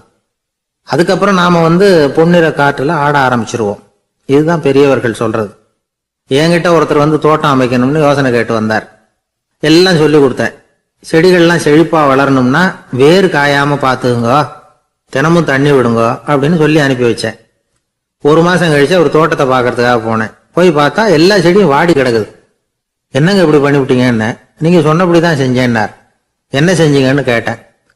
வேறு காயாம பார்த்து சொன்னீங்க, தினமும் ஒரு தடவை எல்லா செடியையும் ஒவ்வொன்னா புடுங்கி பார்த்து வேறு காயாம இருக்கா அப்படின்னு பார்த்துட்டு அதுக்கப்புறம் தண்ணி பாய்ச்சனே, அவ்வளவுதான் அப்படின்னார்.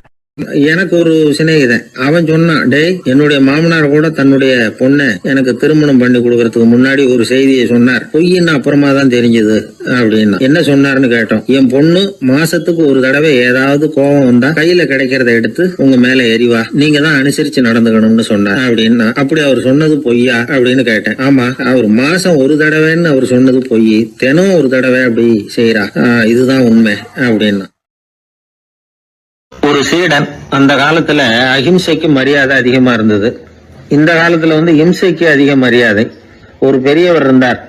உண்மையை பத்தியும் சத்தியத்தை பத்தியும் நிறைய உபதேசம் எல்லாம் பண்ணார். அது பிரகாரமே நடந்தார். அவர் பின்னாடி நிறைய கூட்டம்லாம் இருந்தது. சீடர்கள் அதிகமா இருந்தாங்க. அவர் கொள்கைக்கு மரியாதை இருந்தது. ஆனா காலப்போக்கில் அந்த மரியாதை குறைஞ்சு போச்சு. அவர் பின்னாடி போன கும்பலும் குறைஞ்சு போச்சு. இது ஏன்? இப்படி ஒரு கேள்வி கேட்டார் ஒருத்தர். அதுக்கு பதில் சொல்ல வந்தார் ஒருத்தர். அவரு ஒரு கதையை சொன்னார். சீக்கிய கதை. அதாவது மகான் குருநானக் உபதேசம் பண்ணிக்கிட்டு இருந்த காலம். அவர் பின்னாடி ஏகப்பட்ட கூட்டம் போற இடமெல்லாம் மக்கள் வெள்ளம் அவர் பின்னாடியே போயிட்டு இருந்ததுதான். அவர் எந்த ஊருக்கு போனாலும் எல்லாரும் பின்னாடியே போனாங்க. இந்த கூட்டத்தையும் அவங்க கிட்ட இருக்கிற ஆர்வத்தையும் போனார் ஒருத்தர். அவரு குருநானக்கோட நண்பர். அவர் நேரா போய் குருநானக்க பார்த்தார். ஆகா, உங்களுக்கு தான் எத்தனை ஆயிரம் சீடர்கள் அப்படின்னார். குருநானக் இதை கேட்டுட்டு லேசா சிரிச்சார். அவ்வளவுதான், பதில் எதுவும் சொல்லல. கொஞ்ச நாள் கழிச்சு குருநானக் ஒரு ஊரை விட்டுட்டு இன்னொரு ஊருக்கு புறப்பட்டார். ஆயிரக்கணக்கான ஜனங்கள் பின்னாடி போனாங்க. சும்மா போல, குரு மகாராஜுக்கு ஜே அப்படின்னு கோஷம் போட்டுக்கிட்டே போறாங்க. ஒரு சாலை ஓரமா போய்கிட்டே இருக்கிறாங்க. திடீர்னு ஒரு இடத்துல ஆகாசத்துல இருந்து செப்பு காசுகள் மழை மாதிரி கொட்டுச்சு. கோஷம் போட்டுக்கிட்டு வந்தவங்க எல்லாம் பாதி பேர் உடனே கதைஞ்சு ஓடினாங்க. அவங்களுக்கு கிடைச்ச செப்பு காசையெல்லாம் பொறுக்கிக்கிட்டு மடியில கட்டிக்கிட்டு சொல்லிக்காம கொள்ளாம நழுவி போயிட்டாங்க. அவர் இதையெல்லாம் கவனிக்காம தொடர்ந்து போயிட்டே இருக்கிறார். அடுத்த ஊருக்கு போனார். அங்க மறுபடியும் ஒரு பணமழை. போன தடவை செப்பு காசு கொட்டுச்சு, இந்த தடவை இங்க வெள்ளி காசா கொட்டுது. இப்போ இருந்த கூட்டத்துல பாதி பேர் கும்பல் அப்படியே கலைஞ்சு ஓடி போய் முடிஞ்ச அளவுக்கு அதை பொறுக்கிட்டு அப்படியே ஓடிட்டாங்க. குருநானக் தொடர்ந்து போறார். இன்னொரு ஊர்ல மறுபடியும் பணமழை. இந்த தடவை வெறும் தங்க காசா விழுது. இதை பார்த்ததும் மீதி இருந்த கும்பலும் கலைஞ்சு ஓடி போய் தங்க காசை அள்ளிக்கிட்டு அம்பேல் ஆயிட்டுது. குருநானக் திரும்பி பார்த்தார். கடைசியா எஞ்சி இருந்தது ஒரே ஒரு சீடர் தான். செப்பு காசு, வெள்ளி காசு, தங்க காசு எதையும் பொருட்படுத்தாம இவர் பின்னாடியே வந்துகிட்டு இருக்கிறார். நீதான்ப்பா என்னுடைய உண்மையான சீடன் அப்படின்னு சொல்லி அவரை வாழ்த்தி அவர்கிட்ட தன்னுடைய பணிகளை ஒப்படைச்சாராம் குருநானக். அவ்வளவுதான் அந்த கதை. அதை கேட்டதும் உண்மைக்கு ஏன் மரியாதை குறைஞ்சு போச்சுங்கிறது புரியுது. நல்லவங்க பின்னாடி போற கூட்டம் குறையறதுக்கு இதுதான் காரணம். காசு தான் முக்கியம்னு நினைக்கிறவங்க அதிகமாயிட்டாங்க இந்த காலத்துல. காசு முக்கியம்தான், இல்லைன்னு சொல்லல. ஆனா காசு நமக்கு அடிமையா இருக்கணும். வேலைக்கார மாதிரி இருந்து வேண்டியதை வாங்கி கொடுக்கணும். நாம காசுக்கு அடிமையாயிடக்கூடாது. அப்படி ஆகும் பொழுதுதான் விவகாரம் ஆரம்பம். இந்த காலத்து குரு ஒருத்தர், அவருக்கு பின்னாடி ஏகப்பட்ட சீடர்கள் இருந்தாங்க. ஒரு காலத்துல ஒவ்வொரு கட்டத்துல ஒவ்வொருத்தரா நழுவி போயிட்டாங்க. இப்ப மிஞ்சி இருக்கிறது ஒரே ஒரு சீடன் தான். ரொம்ப பவ்யமா கையை கட்டிட்டு அவர் முன்னாடி உட்காந்துருக்கிறான். கடைசியில நீ மட்டுமாவது இருக்கியப்பா, அது போதும், நீ தான் எனக்கு உண்மையான சீடன் அப்படின்னாராம் குரு. அதுக்கு அந்த சீடன் சொல்லியிருக்கான், அப்படி இல்லைங்க சுவாமி, நீங்க இப்போ உட்காந்துக்கிட்டு இருக்கிற பீடத்துக்கு அடியில பெட்டியில பணம் வச்சிருக்கிறீங்க, அது எனக்கு தெரியும். அதனால நீங்க எப்போ எழுந்திரிச்சு அந்த பக்கம் போவீங்கன்னு பாத்துக்கிட்டு இருக்கிறேன் அப்படின்னா விழுந்தது. உடனே அவங்களுக்கு ஒரு ஆசை, கபீரை சந்திச்சு பேசணும் அப்படின்னு அவங்க ஆசைப்பட்டாங்க. அவங்க அப்படி ஆசைப்பட்டதுக்கு ஒரு காரணம் உண்டு. ஏன் அப்படி ஆசைப்பட்டாங்கன்னா, ரெண்டு ஞானிகளை சந்திக்க வச்சா பல அரிய தத்துவங்களை கேட்கறதுக்கு ஒரு வாய்ப்பு கிடைக்கும். அதனால அவங்க ரெண்டு பேரையும் எப்படியாவது சந்திக்க வச்சிடணும் அப்படின்னு அவங்க ஆசைப்பட்டாங்க. அந்த சீடர்கள் தங்களுடைய விருப்பத்தை அவர்கிட்டயே சொன்னாங்க. இது மாதிரி அவர் கபீர் இந்த ஊர்ல இருக்கிறதா தெரியுது, சந்திச்சா தேவையில்லைன்னு. சரி, கபீரை சந்திக்கலாம், ஆனா அவரோட பேசுறத பத்தி நான் எதையும் சொல்றதுக்கு இல்லை அப்படின்னு விட்டார் பரீத். ஏன் கபீரோட நீங்க எதுவும் பேச மாட்டீங்களா அப்படின்னு கேட்டாங்க சீடர்கள். அவரோட பேசுறதுக்கு எதுவும் இல்ல. ஏன்னா எனக்கு என்ன தெரியுங்கிறது அவருக்கு தெரியும், அவருக்கு என்ன தெரியுங்கிறது எனக்கு தெரியும். அப்படி இருக்கிறப்ப நாங்க ரெண்டு பேரும் பேசிக்கிறதுக்கு என்ன விஷயம் இருக்க போகுது அப்படின்னாரு அவர். இங்க நிலைமை இப்படி. கபீர் இருக்கிற இடத்துல என்ன நடந்தது தெரியுமா? இது மாதிரி பரீத் காசிக்கு வந்திருக்கிறார் அப்படிங்கிற விஷயம் கபீரின் சீடர்களுக்கு தெரிஞ்சது. உடனே அவங்களும் நீங்க ஷேக் பரீத்தை சந்திச்சு பேசணும்னு அவர்கிட்ட கேட்க ஆரம்பிச்சாங்க. அதுக்கு கபீர் சொன்னாராம், நாங்க 2 பேரும் சந்திச்சுக்கிட்டா ஒருத்தர் கட்டி தழுவிக்குவோம், ஆனந்த கண்ணீர் வடிப்போம், வார்த்தைகளால பரிமாறிக்கிறதுக்கு எங்ககிட்ட எதுவும் இல்லை அப்படின்னாராம். இருந்தாலும் 2 பக்கத்துல இருந்த சீடர்களும் அப்படி நினைக்கல. எப்படியும் இவங்க சந்திச்சுக்கிட்டா கொஞ்சமாவது பேசாம இருக்க முடியாது, ஏதாவது பேசிக்குவாங்க அப்படின்னு நினைச்சாங்க. அதனால தொடர்ந்து வற்புறுத்தினாங்க. கபீர் பரீத்தை தன்னுடைய ஆசிரமத்துக்கு அழைச்சார். அந்த ஊரின் எல்லைக்கே போய் அவரை அழைச்சிட்டு வந்தார். 2 பேரும் சந்திச்சாங்க. ஒருத்தர் கட்டி பிடிச்சுக்கிட்டாங்க. ஒருத்தர் கைய ஒருத்தர் பிடிச்சபடியே ரொம்ப நேரம் நின்றுட்டு இருந்தாங்க. ஆனந்த கண்ணீர் வழிஞ்சுது. கபீர் ஆசிரமத்துல 2 பேரும் மௌனமா உட்கார்ந்துருக்காங்க. ஏதாவது பேசுவாங்கன்னு சொல்லி எதிர்பார்த்துக்கிட்டே 2 பக்கமும் சீடர்கள் காத்துக்கிட்டு இருக்கிறாங்க. பேசுங்கன்னு சொல்லியும் பார்த்தாங்க. அதை கேட்டதும் லேசா சிரிச்சாங்களே தவிர எதுவுமே பேசிக்கலையாம். ஒரு நாள் பூரா இப்படியே போயிட்டுது. அதுக்கப்புறம் பரீத் கபீர் கிட்ட விடைபெற்றுக்கிட்டு புறப்பட்டார். ஏன் நீங்க பேசல அப்படின்னு சொல்லி கபீரின் சீடர்கள் கேட்டாங்களாம். அதுக்கு கபீர் சொன்னார், நாங்க 2 பேரும் உணர்ந்ததை சொல்றதுக்கு வார்த்தைகள் கிடையாது. எல்லாமும் உணர்ந்த பரீத்து கிட்ட பேசுறதுக்கு என்கிட்ட எதுவும் இல்லை, அதனால பேசல அப்படின்னார். இதே மாதிரி பரீத்தின் சீடர்களும் அவர்கிட்ட கேட்டிருக்கிறாங்க, ஏன் நீங்க பேசலன்னு. எங்க 2 பேர்ல யாராவது ஒருத்தர் பேச ஆரம்பிச்சிருந்தாலும் அதை போல முட்டாள்தனம் வேற எதுவும் இருக்க முடியாதுன்னாரு அவரு.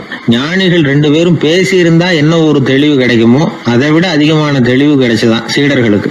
உண்மையின் வடிவமான பரம்பொருள் பேசப்பட வேண்டிய ஒன்றல்ல, அது உணரப்பட வேண்டிய ஒன்று அப்படிங்கறத அவங்க புரிஞ்சுக்கிட்டாங்களாம்.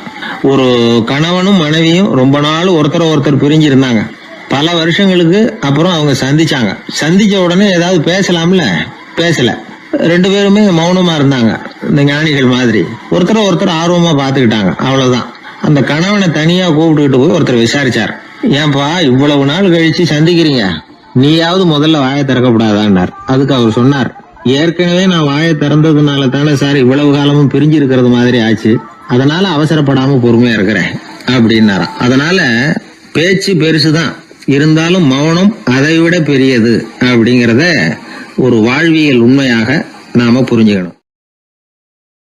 ஒரு சீடன் வெளியூர் புறப்படுறதுக்கு தயாரா இருந்தான். ரொம்ப தூரம் போக போறான். திரும்பி வர நாளாகும். புறப்படுறதுக்கான ஆயத்த வேலைகள்ல ஈடுபட்டிருந்தான். அந்த சமயம் பார்த்து இன்னொரு சீடன் அவங்கிட்ட வந்தான். நம்ம குரு உன்னை அழைச்சிட்டு வர சொன்னார், வா அப்படின்னு கூப்பிட்டான். இவன் உடனே புறப்பட்டு போனான். குருநாதரை பார்த்தான். அவர் காலில் விழுந்து வணங்கினான். வணங்கிவிட்டு எழுந்திரிச்சான். அவ்வளவுதான். குரு ஏதாவது உபதேசம் பண்ணுவாருன்னு எதிர்பார்த்தான். ஆனா நடந்தது என்ன தெரியுமா? குரு அவனுக்கு ஓங்கி ஒரு அடி கொடுத்தார். எதிர்பாராம இந்த அடியை வாங்கினதும் அந்த சீடன் அதிர்ந்து போயிட்டான். பக்கத்துல இருந்த மற்ற சீடர்களும் திகைச்சு போய் நின்னுட்டாங்க. அடி வாங்கின சீடனுக்கு மனசுக்குள்ள குழப்பம். நாம என்ன தப்பு பண்ணணும், புறப்படுற நேரத்துல இப்படி குரு கிட்ட அடி வாங்குற மாதிரி ஆயிட்டுதே அப்படின்னு நினைச்சு மனசுக்குள்ள ரொம்ப வேதனைப்பட்டான். கொஞ்சம் துணிச்சலை வரவழைச்சுக்கிட்டு குருநாதர்கிட்டயே கேட்டுட்டான், சுவாமி நான் என்ன தப்பு பண்ணினேன், என்ன இப்படி அடிச்சுட்டீங்களே, ஒரு வார்த்தை கூட உங்களை எதிர்த்து நான் பேசினது இல்லையே, இவ்வளவு காலமா உங்க விருப்பத்துக்கு விரோதமா ஒரு காரியம் கூட நான் செஞ்சது இல்லையே, வந்ததும் வராததுமா ஒண்ணுமே சொல்லாம என்ன அடிச்சுட்டீங்களே, குருவே நான் செஞ்ச குற்றம் தான் என்ன அப்படின்னு கண்ணீரோட பரிதாபமா கேட்டானா அந்த சீடன். ஆனா அந்த குரு முகத்துல கொஞ்சம் கூட கோபம் இல்லை. அவர் சிரிச்சுக்கிட்டே நின்னுகிட்டு இருந்தாராம். அதுக்கப்புறம் சொன்னாராம், என்னுடைய அருமை சீடனே, நீ ஒரு தவறும் பண்ணல.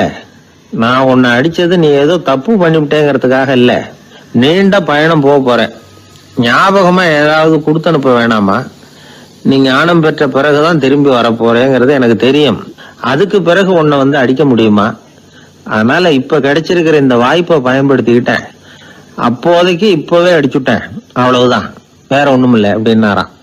குரு சிரிச்சுக்கிட்டே இப்படி சொல்றார். இருந்தாலும் இதுவும் ஒரு உபதேசம் தான். அதிர்ச்சிகளால விழிப்படைய வைக்கிறதும் ஒரு வழிதான். இது ஜென் வழி. பெரும்பாலும் அதிர்ச்சியின் மூலமாகவே ஞான தரிசனத்தை அருள்கிறவர்கள் தான் ஜென் குருமார்கள். நம்ம தியானம் தான் ஜென். இந்தியாவில இருந்து சீனாவுக்கு போய் கொஞ்சம் பேர் மாறி வளம் பெற்று ஜப்பான்ல ஜென் ஆகி வளர்ந்துருக்குது, அவ்வளவுதான். ஜென்கிறது தியானம். எதை நினைச்சும் தியானிக்கிறது இல்ல, எல்லாத்துலயும் தியானம் இருக்கிறதா சொல்லுது ஜென். பேசுறது, இருக்கிறது, நடக்கிறது, சாப்பிடுறது, சிரிக்கிறது, தூங்குறது, தொழில் செய்யறது அல்லது சும்மா இருக்கிறது எல்லாமே தியானம் தான். ஜென்கிறது ஒரு சுய தரிசனம், தன்னைத்தானே அடையாளம் கண்டுகொள்கிறது தான் அது. இல்லாத எதையும் தேடி கண்டுபிடிக்கிறது இல்ல. சென் மார்க்கத்தை பத்தி ஓஷோ என்ன சொல்றாரு தெரியுமா? காணாமல் போன தன்னுடைய மூக்கு கண்ணாடி தன்னுடைய மூக்கின் மேல் இருப்பதை கண்டுகொள்வது போன்றது சென் அப்படிங்கிறார். நம்மால் ஒருத்தர் இன்னொருத்தர் முகத்தை ரொம்ப நேரமா உத்து பார்த்துக்கிட்டு இருந்தார். என்ன பாக்குறீங்கன்னாரு அவரு. நீங்க போட்டிருக்கீங்களே மூக்கு கண்ணாடி, அதை தான் பாக்குறேன்னாரு இவரு. நீங்க அப்படி பாக்குறதுக்கு விசேஷ காரணம் ஏதாவது உண்டான்னு கேட்டார் இவர். உண்டுன்னார். என்னன்னு கேட்டார். நேத்திக்கு காணாம போன என்னோட மூக்கு கண்ணாடி அது அப்படின்னாராம் இவர். எதிர்காலத்தை நினைச்சா எனக்கு ரொம்ப பயமா இருக்கு சார் அப்படின்னு சொல்றவங்க நிறைய பேர் இருக்கிறாங்க. அதாவது பயப்படாத மனிதர்கள்னு யாருமே கிடையாது. ஒவ்வொருத்தருக்கும் ஒவ்வொரு விதமான பயம் இருந்தாலும் ஒட்டுமொத்தமா பாக்குறப்போ மனிதனுக்கு 6 விதமான பய உணர்வுகள் வரலாம் அப்படின்னு பெரியவங்க சொல்றாங்க. எல்லா விதமான பயமும் இந்த 6 வகைக்குள்ள அடக்கம். அந்த 6 வகை பயமும் 6 எதிரிகள் மாதிரியாம். 6 எதிரிகளையும் புரிஞ்சுக்கிட்டோம்னா போதும், வாழ்க்கையில சுலபமா வெற்றி அடைய முடியும். சரி, அந்த 6 வகை பயம் என்னென்ன அப்படின்னு பாப்போம். முதல்ல வறுமை பற்றிய பயம், 2வது பழிச்சொல் பற்றிய பயம், 3வது உடல் நலம் பாதிப்பு பற்றிய பயம், 4வது என்னன்னா காதல் தோல்வி, 5வது முதுமை, 6வது மரணம். அதாவது பயப்படுறதுங்கிறது ஒரு மனநிலை தான். இந்த மனநிலையை கட்டுப்படுத்த முடியும், திசை திருப்ப முடியும். சரி, இந்த பயங்களின் அறிகுறிகள் எப்படி இருக்கும்? வறுமை பற்றிய பயம் அப்படின்னு முதல்ல சொன்னோம் இல்லையா, அந்த பயத்தின் அறிகுறிகளை தெரிஞ்சுக்குவோம். எதுலயும் அக்கறை இல்லாம இருக்கிறது, ஒரு குறிக்கோள் இல்லாம இருக்கிறது, வறுமையை சகிச்சுக்கிறது, வாழ்க்கையில கிடைக்கிறது எதுவா இருந்தாலும் ஆட்சேபனை இல்லாமல் ஏத்துக்கிறது, மனசாலும் உடம்பாலும் சோர்ந்து போயிருக்கிறது, ஆர்வம், முனைப்பு, கற்பனை திறன் எதுவுமே இல்லாம இருக்கிறது. இதெல்லாம் தான் அந்த வறுமை பற்றிய பயத்தின் அறிகுறிகள்.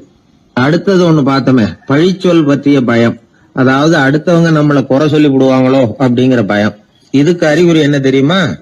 புதியவர்களை சந்திக்கிறதுக்கு பயப்படுறது, முடிவு எடுக்க முடியாம குழம்புறது, பிரச்சனைகளை தவிர்க்க விரும்புறது, தாழ்வு மனப்பான்மை, வரவுக்கு மீறி செலவு செஞ்சு இமேஜை உயர்த்திக்கிறது, குறிக்கோள் இல்லாத வாழ்க்கை. இதெல்லாம் தான் அதுக்கு அறிகுறிகள். 3வது பயம் உடல் நலம் பாதிப்பு பற்றிய பயம், அதாவது நோய் பற்றிய பயம். ஒரு உண்மை என்ன தெரியுமா? டாக்டரை சந்திக்கிற மனிதர்கள்ல 75% பேர் தங்களுக்கு நோய் வந்துட்டுதுங்கிற கற்பனையில இருக்கிறவங்களாம். நிஜமாவே நோய் கிடையாது அவங்களுக்கு. இந்த பயத்தின் அறிகுறிகள் என்னன்னா, வியாதிக்கான அறிகுறிகள் தன்னிடம் இருக்கிறதாக நினைச்சுக்கிறது, எந்த நேரமும் வியாதியை பத்தியே பேசி பேசி மனசை அங்கேயே வச்சிருக்கிறது, நோய் சம்பந்தமான செய்திகளை படிச்சு நமக்கு இப்படி ஆயிடுமோ அப்படின்னு வேதனைப்படுறது. இதெல்லாம் தான் அதுக்கு அறிகுறிகள். 4வது பயம் காதல் தோல்வி. இது ரொம்ப வேதனை, உடம்பையும் மனசையும் சீரழிச்சு விடும். ஆண்களை விட பெண்கள் தான் இந்த பய உணர்வுல அதிகமா பாதிக்கப்படுறாங்க. 5வது முதுமை பற்றிய பயம். 6வது மரண பயம், வயசான காலத்துல எப்படி சமாளிக்கிறது அப்படிங்கிற பயம். ஆக இதையெல்லாம் நாம புரிஞ்சுக்க வேண்டியது ரொம்ப அவசியம். இந்த 6 வகை பயங்களை சரியா புரிஞ்சுக்கிட்டு நாம நடந்துக்கணும். வாழ்க்கையின் முன்னேற்றத்துக்கு இந்த பயங்கள் முட்டுக்கட்டே ஆயிடக்கூடாது. உழைச்சி பணம் சேர்க்கணும், உற்சாகமா மனசை வச்சுக்கணும். மனசை கட்டுப்படுத்துகிற மார்க்கம் தெரிஞ்சுக்கிட்டா போதும், எல்லாம் சரியா வந்துடும். நம்ம ஆள் ஒருத்தன் சொன்னான், சார் எனக்கு வறுமை பற்றிய பயம் தான் இருந்தது, ஒரே ராத்திரியில 30,000 ரூபாய் தயார் பண்ணிவிட்டேன், இப்ப எனக்கு இன்னொரு பயம் வந்துட்டுதுன்னா. என்ன பயம்னு கேட்டாங்க. போலீஸ் கண்டுபிடிச்சிருமோங்கிற பயம்னா. இது இந்த பயத்துல அடங்காது. அதனால அஞ்சி அஞ்சி சாவார், அஞ்சாத பொருள் இல்லை அப்படின்னு பாரதி சொன்னார் இல்லையா, அது மாதிரி பயத்தை புரிந்து கொண்டு அதற்கு தகுந்த மாதிரி நம்முடைய வாழ்க்கையை அமைத்துக் கொள்ள வேண்டும். அப்படி அமைத்துக் கொள்ளுகிறவர்களுக்கு வெற்றி நிச்சயம். ஒரு ஊர்ல ஒரு குரு இருந்தார், ஜென் குரு. அவரை தேடிட்டு ஒரு மன்னர் வந்தார். வந்தவர் ஜப்பான் மன்னர். தோட்டக்கலையை பத்தி தெரிஞ்சுட்டு போறதுக்காக அவர் வந்தார். எப்படி தோட்டம் அமைக்கிறது அப்படிங்கறத பத்தி அந்த குரு விவரமா சொல்லி கொடுத்தாரு. 1 நாள் 2 நாள் இல்ல, 3 வருஷம் கத்து கொடுத்தார். அதுக்கப்புறம் சொன்னார், நான் கத்து கொடுத்துட்டேன், இனிமே நீங்க போகலாம், போய் தோட்டம் அமைக்கலாம், அதுதான் உங்களுக்கு பரிசை. தோட்டம் அமைச்ச பிறகு சொல்லி அனுப்புங்க, நான் வந்து பாக்குறேன். நீங்க இங்க என்னவெல்லாம் கத்துக்கிட்டீங்களோ அதையெல்லாம் அங்க செயல்முறையில செஞ்சு காட்டுங்க அப்படின்னு சொல்லி அனுப்பி வச்சார். மன்னர் போனார். அரண்மனைக்கு பக்கத்திலேயே ஒரு பெரிய தோட்டத்தை உண்டு பண்ணினார். அழகான மரங்களையும் செடிகளையும் உருவாக்கினாரு. கிட்டத்தட்ட 1000 தோட்டக்காரர்களை பயன்படுத்தி 3 வருஷங்கள் முயற்சி பண்ணி அந்த அழகான தோட்டத்தை உருவாக்கினார். குரு கிட்ட இருந்து செய்தி வந்தது, நாளைக்கு வந்து தோட்டத்தை பாக்குறேன் அப்படின்னு. மன்னர் உடனே சுறுசுறுப்பாயிட்டார். முதல் நாளே தோட்டத்தை சுத்தப்படுத்தினார். ராத்திரி பூரா யாரும் தூங்கல. எல்லாருக்கும் தோட்டத்தை ஒழுங்குபடுத்துற வேலை. அது அந்தந்த இடத்துல ஒழுங்கா இருக்குதா அப்படின்னு சரி பார்த்தாங்க. ஒரு தவறும் இல்லாத வகையில அதை ஒழுங்குபடுத்தினாங்க. மறுநாள் குரு வந்தார், தோட்டத்தை பார்த்தார். அவருக்கு கோபம் வந்துட்டுது. மன்னருக்கு ஆச்சரியம், எப்பவும் சிரிச்சுக்கிட்டே இருக்கிறவர் இப்ப எப்படி இருக்கிறாரே அப்படின்னு. மெதுவா குரு கிட்ட போய் எல்லாம் சரியா தானே இருக்குது அப்படின்னார். எல்லாம் சரிதான், ஆனாலும் எங்கே அந்த பொன்னிற காற்று அப்படின்னார். உதிர்ந்த இலைகள், பொன் மஞ்சள் நிற இலைகள் காற்றில் அப்படி புரண்டு ஓடுவதை நான் பார்க்க முடியவில்லையே அப்படின்னாராம். அது இல்லாம இந்த தோட்டம் உயிரோட்டம் உள்ளதா இருக்காது, இதுல பாடல் இல்லை, ஆடல் இல்லை, அதெல்லாம் இல்லாம இந்த தோட்டம் ரொம்பவும் செயற்கையா தெரியுதுன்னாராம். மன்னர் இப்பதான் யோசனை பண்ணார். கீழே கிடந்த காஞ்சி போன இலைகள் மட்டும் இல்ல, மரத்துல இருந்த காஞ்சி போன இலைகளையும் அப்புறப்படுத்தி சுத்தமா வச்சிருக்கிறார். இறப்பும் வாழ்க்கையினுடைய ஒரு பகுதி தான். மரணம்ங்கிறது வாழ்க்கைக்கு எதிரானது அல்ல, அதை நிரப்பும் ஒரு பகுதி தான் அது. மரணம் இல்லையில் வாழ்க்கையே இல்லை அப்படிங்கிறது பெரியவங்க கருத்து. இப்ப அந்த தோட்டம் அழகாதான் இருக்குது, இருந்தாலும் அது ஒரு ஓவியம் மாதிரி உயிர் இல்லாமல் இருக்கு. குரு ஒரு வாளியை கையில எடுத்துக்கிட்டார், தோட்டத்தை விட்டு வெளியில போனார். ஏற்கனவே வீசி எறிந்த அந்த சருகுகளை எல்லாம் அள்ளி கொண்டுட்டு வந்தார். உள்ள எல்லா இடங்கள்லயும் அதை வீசினார். உடனே காத்து அந்த காய்ந்த சருகுகளையும் பழுத்த இலைகளையும் அசைக்க ஆரம்பிச்சுட்டுது. இப்போ அங்க சலசல சத்தம், சங்கீதம், இலைகளின் நடனம், ஓவியம் மாதிரி இருந்த அந்த தோட்டத்துக்கு இப்போ உயிர் வந்துட்டுது. இதுதான் அந்த பொன்னான காற்று அப்படின்னாராம் குரு. மன்னருக்கு புரிஞ்சுது. மிகப்பெரிய ஜென் கேள்வி ஒன்று உண்டு. உம்மான் அப்படிங்கிற ஒரு பெரிய குருவை பார்த்து துறவி ஒருத்தர் கேட்டாராம், இலைகள் எல்லாம் கீழே விழுந்து மரங்கள் மொட்டையாக இருக்கும் பொழுது என்ன நடக்கும்? இதுதான் கேள்வி. இதுக்கு உம்மான் சொன்ன பதில் பொன்னான காற்று, தி கோல்டன் விண்ட் அப்படின்னாராம். இதுக்கு என்ன விளக்கம்னா, உன்னுடைய எண்ணங்கள் எல்லாம் உன்னுடைய மனசிலிருந்து கீழே விழுந்து உனது உள்ளுணர்வானது மொட்டையாக நிற்கும் நிலைதான் அது. உனது வேர்களின் அருகில் காற்று வீசுகிறது. எல்லா எண்ணங்களும் உன்னிலிருந்து வெகு தூரத்துக்கு புரண்டு கொண்டே சென்று விடுகிறது. நீ அவற்றை கடந்து விட்டால் நீ அவைகளுக்கெல்லாம் மேலெழுந்து கீழே பார்ப்பவனைப் போல நிற்க ஆரம்பித்து விடுவாய். அதுதான் தியானம் என்பது அப்படின்னு சொல்றாங்க. தியானம்ங்கிறது எண்ணத்துக்கு எதிரானது இல்ல, தியானம்ங்கிறது எண்ணங்களை கடந்து செல்வதுதான். அதுக்கப்புறம் நாம பொன்னிற காற்றுல ஆட ஆரம்பிச்சிருவோம். இதுதான் பெரியவர்கள் சொல்றது. என்கிட்ட ஒருத்தர் தோட்டம் அமைக்கணும்னு யோசனை கேட்டு வந்தார். எல்லாம் சொல்லி கொடுத்தேன். செடிகள்லாம் செழிப்பா வளரணும்னா வேறு காயாம பாத்துக்குங்க, தினமும் தண்ணி விடுங்க அப்படின்னு சொல்லி அனுப்பி வச்சேன். ஒரு மாசம் கழிச்சு ஒரு தோட்டத்தை பாக்குறதுக்காக போனேன். போய் பார்த்தா எல்லா செடியும் வாடி கிடக்குது. என்னங்க இப்படி பண்ணிவிட்டீங்கன்னு. நீங்க சொன்னபடிதான் செஞ்சேன்னார். என்ன செஞ்சீங்கன்னு கேட்டேன். வேறு காயாம பார்த்து சொன்னீங்க, தினமும் ஒரு தடவை எல்லா செடியையும் ஒவ்வொன்னா புடுங்கி பார்த்து வேறு காயாம இருக்கா அப்படின்னு பார்த்துட்டு அதுக்கப்புறம் தண்ணி பாய்ச்சனே, அவ்வளவுதான் அப்படின்னார். நம்மள மாதிரி ஒரு ஆசாமி அவன் நம்மள மாதிரியே கற்பனை பண்ணான். அதாவது நாம தான் இந்த உலகத்துல ரொம்பவும் கஷ்டப்படுறோம், மத்தவங்க எல்லாம் சந்தோஷமா இருக்கிறாங்க அப்படின்னு அவன் நினைச்சுக்கிட்டான். அவன் ஒரு நாள் கடவுளை வேண்டிக்கிட்டானா, சுவாமி இந்த உலகத்துல எவ்வளவு பேர் இருக்கிறாங்க, ஒவ்வொருத்தருக்கும் ஒவ்வொரு விதமான கஷ்டம் இருக்கலாம், ஒத்துக்கிறேன். இருந்தாலும் எனக்கு அது கொஞ்சம் அதிகமா இருக்கிறது மாதிரி தெரியுது. அதனால நீங்க எனக்காக ஒரு சின்ன உதவி செஞ்சா போதும். அது வேற ஒண்ணும் இல்ல, என்கிட்ட இருக்கிற துயரங்களை இன்னொருத்தர் யாருகிட்டயாவது கொடுத்துருங்க, அவர்கிட்ட இருக்கிற துயரங்களை என்கிட்ட மாத்தி கொடுத்துருங்க. ஒரு மியூச்சுவல் டிரான்ஸ்பர், அவ்வளவுதான். அப்படி பண்ணிவிட்டா போதும் அப்படின்னு வேண்டிக்கிட்டானான். அன்னைக்கு ராத்திரியே அவன் ஒரு கனவு கண்டிருக்கான். வானத்திலிருந்து ஒரு குரல் கேட்டிருக்கு. அது என்ன சொல்லிச்சு தெரியுமா? ஏ ஜனங்களே, எல்லாரும் அவங்க கஷ்டங்களை ஒரு பையில போட்டு எடுத்துக்குங்க. அப்படி எடுத்துக்கிட்டு நேரா இந்த ஊர் எல்லையில இருக்கிற கோயிலுக்கு சேருங்க அப்படின்னு அந்த குரல். ஆஹா, கடவுள் நம்ம பிரார்த்தனைக்கு செவி சாய்ச்சுட்டார் அப்படின்னு சந்தோஷப்பட்டான் இவன். உடனே என்ன பண்ணான், தன்கிட்ட இருந்த கஷ்டத்தையெல்லாம் ஒரு சாக்கு பையில போட்டு எடுத்துக்கிட்டான். வீட்டை விட்டு வெளியில வந்தான். தெருவுல இறங்கி நடக்கிறான். அங்க பார்த்தா ஏகப்பட்ட பேர் ஆளுக்கு ஒரு பைய தூக்கிக்கிட்டு கோயிலுக்கு போயிட்டு இருக்கிறாங்க. சில பேர் மூட்டையா கட்டி தலையில சுமந்துக்கிட்டு போயிட்டு இருக்கிறாங்க. இவன் பார்த்தான். இவனுக்கு ரொம்ப ஆச்சரியமா இருந்தது. ஏன்னா எல்லாரும் வச்சிருக்கிற பைய இவன் பைய விட பெருசா இருந்தது. இவன் பை தான் இருக்கிறதுலயே கொஞ்சம் சின்னதா தெரிஞ்சது. இப்ப அவன் மறுபடியும் சாமியை வேண்டிக்கிட்டான், கடவுளே இப்ப உள்ள சூழ்நிலையை கவனிச்சா என்கிட்ட இருக்கிற பைய பரவாயில்லன்னு தோணுது. அதனால வேற பை எதையும் மாத்த வேணாம், இதுவே பரவாயில்ல. இந்த பையோட திரும்பி வீட்டுக்கு போனா போதும்னு நினைக்கிறேன் அப்படின்னு ஏதோ நினைக்க ஆரம்பிச்சுட்டாங்க. எல்லாரும் கோயிலுக்கு போய் சேர்ந்தாங்க. கோயில்ல அந்த குரல் மறுபடியும் கேட்டுது. எல்லாரும் அவங்கவுங்க பைகளை சோகத்துல தொங்க விடுங்க, திடீர்னு விளக்குகள் அணையும், மணி அடிக்கப்படும், அதுதான் அடையாளம். அந்த சமயத்துல இருட்டுல உங்களுக்கு வேண்டிய பைய நீங்க மாத்தி எடுத்துக்கலாம், தேர்ந்தெடுத்துக்கலாம். வெளிச்சம் இருக்கிறப்பவே உங்களுக்கு பிடிச்ச பைக்கு பக்கமா பார்த்து நீங்க நின்னுக்கலாம் அப்படின்னு சொல்லி விவரம் சொல்லிச்சான் அந்த குரல். அப்படி சொன்னதுக்கு அப்புறம் திடீர்னு விளக்கு அணைஞ்சுது, மணி அடிச்சுது. கொஞ்ச நேரம் கழிச்சு மறுபடியும் விளக்குகள்லாம் எரிஞ்சுது. இப்போ பார்த்தா எல்லாரும் அவங்கவுங்க பையையே கெட்டியா பிடிச்சிட்டு நிக்கிறாங்க. இவனும் அப்படியே நிக்கிறான். இவன் மெதுவா பக்கத்துல நிக்கிறவங்க கிட்ட கேட்டானா, ஏன் நீங்க பைய கையிலேயே வச்சிருக்கிறீங்க, செவுத்துல மாட்டலையா அப்படின்னு கேட்டிருக்கான். இல்லப்பா, நீ ஏன் கையிலேயே வச்சிருக்கிறியோ அதே காரணத்துக்காக தான் நாங்களும் வச்சிருக்கிறோம். நம்ம கவலைகளை பத்தி நமக்கு ஓரளவுக்காவது தெரியும். ஆனா மற்றவங்க கவலைகள் நமக்கு பரிச்சயம் இல்லாதவை, பழக்கம் இல்லாதது. அதனால நமக்கு தெரிஞ்ச கவலைகளை சமாளிக்கிறது சுலபம். தெரியாததை சமாளிக்கணும்னா மறுபடியும் ஆரம்பத்துல இருந்து ஆரம்பிக்கணும்.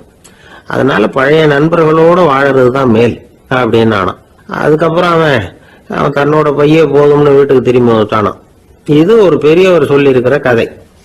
அதனால நம்ம கிட்ட இருக்கிற கஷ்டங்கள் தான் பெருசு, அதை இன்னொருத்தங்கிட்ட கொடுத்துட்டு மாத்திக்கலாம் அப்படின்னு நினைக்கிறது தப்பு. இதே மாதிரி இன்னொரு சம்பவம். ஒரு ஊர்ல ஒரு நாள் ராத்திரி ஆகாயத்தில இருந்து கடவுள் குரல் கேக்குது. இந்த ஊர்ல இருக்கிற ஜனங்கள்லாம் கொஞ்சம் கவனிங்க, உங்களுக்கு ஒரு செய்தி. அதாவது இங்க இருக்கிற ஜனங்கள்லயே கொஞ்சம் கூட கவலையே இல்லாத ஆள் யாருன்னு எனக்கு தெரியணும். அதனால எல்லாரும் அவங்க கவலைகளை ஒரு பையில போட்டு எடுத்துக்கிட்டு கோயிலுக்கு வாங்க அப்படின்னாரு கடவுள். உடனே வரிசையா எல்லாரும் வர ஆரம்பிச்சாங்க. எல்லார் கையிலயும் பை இருந்தது, சின்னதும் பெருசுமா. கவலையே இல்லாத ஆள் யாருன்னு தேடினார் கடவுள். ஒரே ஒரு ஆள் மட்டும் கையில எதுவும் இல்லாம வெறும் கையை வீசிக்கிட்டு ரொம்ப ஜாலியா நடந்து வந்துகிட்டு இருந்தான். கடவுள் அவங்க கிட்ட போனார். ஏப்பா, உனக்கு கவலையே இல்லையா அப்படின்னு கேட்டார். எனக்கும் சில கவலைகள்லாம் உண்டு அப்படின்னு அவன். எங்க அதெல்லாம்னு கேட்டிருக்காரு கடவுள். பின்னாடி லாரியில வந்துகிட்டு இருக்கு அப்படின்னு அவன். ஒரு ரயில் வேகமா போயிட்டு இருக்கு.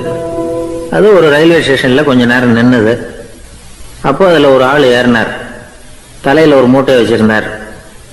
மூட்டையை தலையில சுமந்துக்கிட்டே உள்ள வந்தாரு. மூட்டையை தலையில சுமந்துக்கிட்டே ஒரு இடத்துல உட்கார்ந்தார். ரயில் மறுபடியும் புறப்பட்டது. இவர் தன் தலையில இருந்த மூட்டையை கீழே இறக்கி வைக்கணும்ல, வைக்கல, சுமந்துக்கிட்டே வர்றார். எதிரில் உட்கார்ந்துருந்தவர் கேட்டார், ஏங்க ஏன் இப்படியே உட்கார்ந்துருக்கிறீங்க தலையில மூட்டையை வச்சுக்கிட்டு, மூட்டையை கீழே இறக்கி வைக்கலாமே அப்படின்னார். வேணாங்க, பாவம், தலையில இருக்கிற மூட்டையை இறக்கி ரயில்ல வச்சா ரயிலுக்கு பாரம் அதிகமா இருக்கும் அப்படின்னாரு அவரு. இப்படி ஒரு ஆளை பார்த்தா நமக்கு சிரிப்பு தான் வரும். ஏன்னா ரயில்ங்கிறது அந்த மூட்டையையும் சேர்த்து சுமந்துக்கிட்டு தான் போகுது. அவன் அந்த மூட்டையை தலையில வச்சிருந்தாலும் ஒண்ணுதான், தரையில வச்சிருந்தாலும் ஒண்ணுதான். அதனால ரயிலுக்கு எந்த மாற்றமும் ஏற்பட போறதில்லை. அதே மாதிரி தான் நம்ம மனமும். இதுவும் ஒரு தேவையில்லாத சுமை, அனாவசியமா சுமந்துக்கிட்டு இருக்கிறோம். இத கீழே இறக்கி வச்சுட்டா வாழ்க்கை பிரயாணம் சுகமா இருக்கும். ரயில் பிரயாணம் பண்ற அந்த ஆள் மூட்டையை சுமக்கிறான், வாழ்க்கை பிரயாணம் பண்ற நாம மனசை சுமக்கிறோம். இது ரெண்டுக்கும் எந்த வித்தியாசமும் இல்லை. மனசை கீழே இறக்கி வச்சுட்டா பாரம் இல்லாமல் வாழலாம், பறவைகள் மாதிரி பறக்கலாம், குழந்தைகள் மாதிரி கள்ளங்கபடம் இல்லாம வாழலாம். இந்த வெளி உலகத்துல நாம நிலை பெற்று இருக்கணும், வேரூன்றி இருக்கணும். அதே சமயம் நம்முடைய உள்வெளியில ஆன்மீக வாழ்க்கையில பாரம் இல்லாம இருக்கணும். அப்போ பறக்கணும், நதியை போல ஓடணும், மிதக்கணும். பயணம் சுகமா இருக்கும், களைப்பு தெரியாது, கவலை தெரியாது. ஒரு சீடன் போதி தர்மரை நாடி வந்தான். குருவே, நீங்கள் என்ன வெறுமையாக இருக்க சொன்னீங்க, நான் இப்ப மறுபடியும் வெறுமையானவன் ஆகிட்டேன், அதனால இப்ப என்ன செய்ய சொல்றீங்க என்ன அப்படின்னு சொல்லி நின்னான். உடனே அந்த குரு பக்கத்துல இருந்த ஒரு குச்சியை எடுத்து அவன் தலையில அடிச்சு, போய் அந்த வெற்றுத்தன்மையையும் வீசி எறிந்து விட்டு வா அப்படின்னார். நான் இப்போ காலியா இருக்கிறேன்னு ஒருத்தன் சொல்றான்னு வச்சுங்க, அது உண்மை இல்லை. ஏன்னா இன்னமும் அதுல நான்கிற எண்ணம் இருக்குது. எந்த சிந்தனையும் இல்லாம இருக்கிறது கடினம்தான். ஆனாலும் மனிதன் அதுல உள்ள நுட்பத்தை புரிஞ்சுக்கிட்டான்னா இவ்வளவு தூரம் தூக்கி சுமந்துக்கிட்டு வந்த அந்த மனதின் முட்டாள்தனத்தை அவனே பார்த்துட்டு சிரிப்பான். இதுதான் பெரியவங்க சொல்லியிருக்கிற ஆலோசனை. நம்மால் ஒருத்தன் தலையில ஒரு பெரிய மூங்கில் கூடையோட ரயில்ல வந்து உட்கார்ந்தான். கூடை தலையில இருந்தது, கீழே இறக்கி வைக்கல. எதிரில் இருந்தவர் கேட்டார், ஏங்க எதுக்காக அதை அனாவசியமா சுமந்துகிட்டே இருக்கீங்க, கீழே இறக்கி வைங்களேன்னார். இல்லைங்க, நான் வீட்டை விட்டு புறப்படும் போதே என் பையன் சொல்லிவிட்டான் கூடைய தலையை விட்டு இறக்கக்கூடாதுன்னு அப்படின்னார். அவன் சின்ன பையன், விவரம் இல்லாம சொல்லியிருப்பான். இப்ப என்ன நேரில் வந்தா பாத்துக்கிட்டு இருக்கிறான், நீங்க இறக்கி வைங்கன்னார் அவர். அவன் நேரில் பாத்துக்கிட்டு இல்ல, இருந்தாலும் நான் இந்த கூடையை கீழே இறக்கி வச்சா அது அவனுக்கு தெரிஞ்சிடும் அப்படின்னாரு இவர். அது எப்படின்னார் அவர். அவன் தனக்கு டிக்கெட் வாங்க வேணாம்னு சொல்லி இப்ப இந்த கூடைக்குள்ளதான் உட்கார்ந்துருக்கிறான் அப்படின்னார் இவர். ஒரு ஊர்ல ஒரு இளைஞன் இருந்தான். ஒரு நாள் அவன் ஒரு குருவை தேடிட்டு புறப்பட்டான். ஊரை விட்டு வெளியில போனான். போகிற வழியில ஒரு காடு. அந்த காட்டுல ஒரு மரத்தடியில ஒரு பெரியவர் உட்கார்ந்துருக்கிறார். அமைதியா மௌனமா அவர் அமர்ந்திருக்கிறார். இந்த பெரியவரை விசாரிக்கலாம், குருவை தேடி கண்டுபிடிக்கிறதுக்கு இவர் ஏதாவது ஒரு வழி சொல்லி கொடுப்பார் அப்படின்னு நினைச்சுக்கிட்டு அவர் நெருங்கினான். ஐயா, எனக்கு ஒரு குரு தேவை, எங்க கிடைப்பார், அவரை எப்படி அடையாளம் கண்டுபிடிக்கிறது, அதை பத்தி ஏதாவது விவரம் சொன்னீங்கன்னா நான் கண்டுபிடிச்சுக்குவேன் அப்படின்றான். பெரியவர் நிமிர்ந்து பார்த்தார். தம்பி, அது ரொம்ப சுலபம். அவர் வயசானவரா இருப்பார், என்னை விட சுமார் 30 வயசு அதிகமா இருக்கும். அவர் ஒரு மரத்தடியில் தான் உட்கார்ந்துருப்பார் அப்படின்ட்டுருக்கான். சரிங்க பெரியவரே, அது என்ன மாதிரியான மரம், எப்படி இருக்கும் அப்படின்னு கேட்டிருக்கான். பெரியவர் அந்த விவரங்களையும் சொல்லியிருக்கிறாரு. அது மட்டும் இல்லை, சந்திக்கிற நாள், நேரம், வினாடி முதற்கொண்டு எல்லா விவரங்களையும் துல்லியமா சொன்னாராம். இவ்வளவு விவரங்களை இவரால் எப்படி சொல்ல முடியுது அப்படின்னு இவனுக்கு ஆச்சரியம். இருந்தாலும் அந்த பெரியவர் கடைசியா ஒரு விவரம் சொன்னார். அது என்ன தெரியுமா, எப்படியும் நீ அவரை சந்திக்கிறதுக்கு ஒரு 30 வருஷம் ஆகும் அப்படின்னு சொல்லிவிட்டாராம். ரொம்ப நன்றிங்க பெரியவரே அப்படின்னு சொல்லிவிட்டு அந்த இளைஞன் புறப்பட்டுருக்கான்.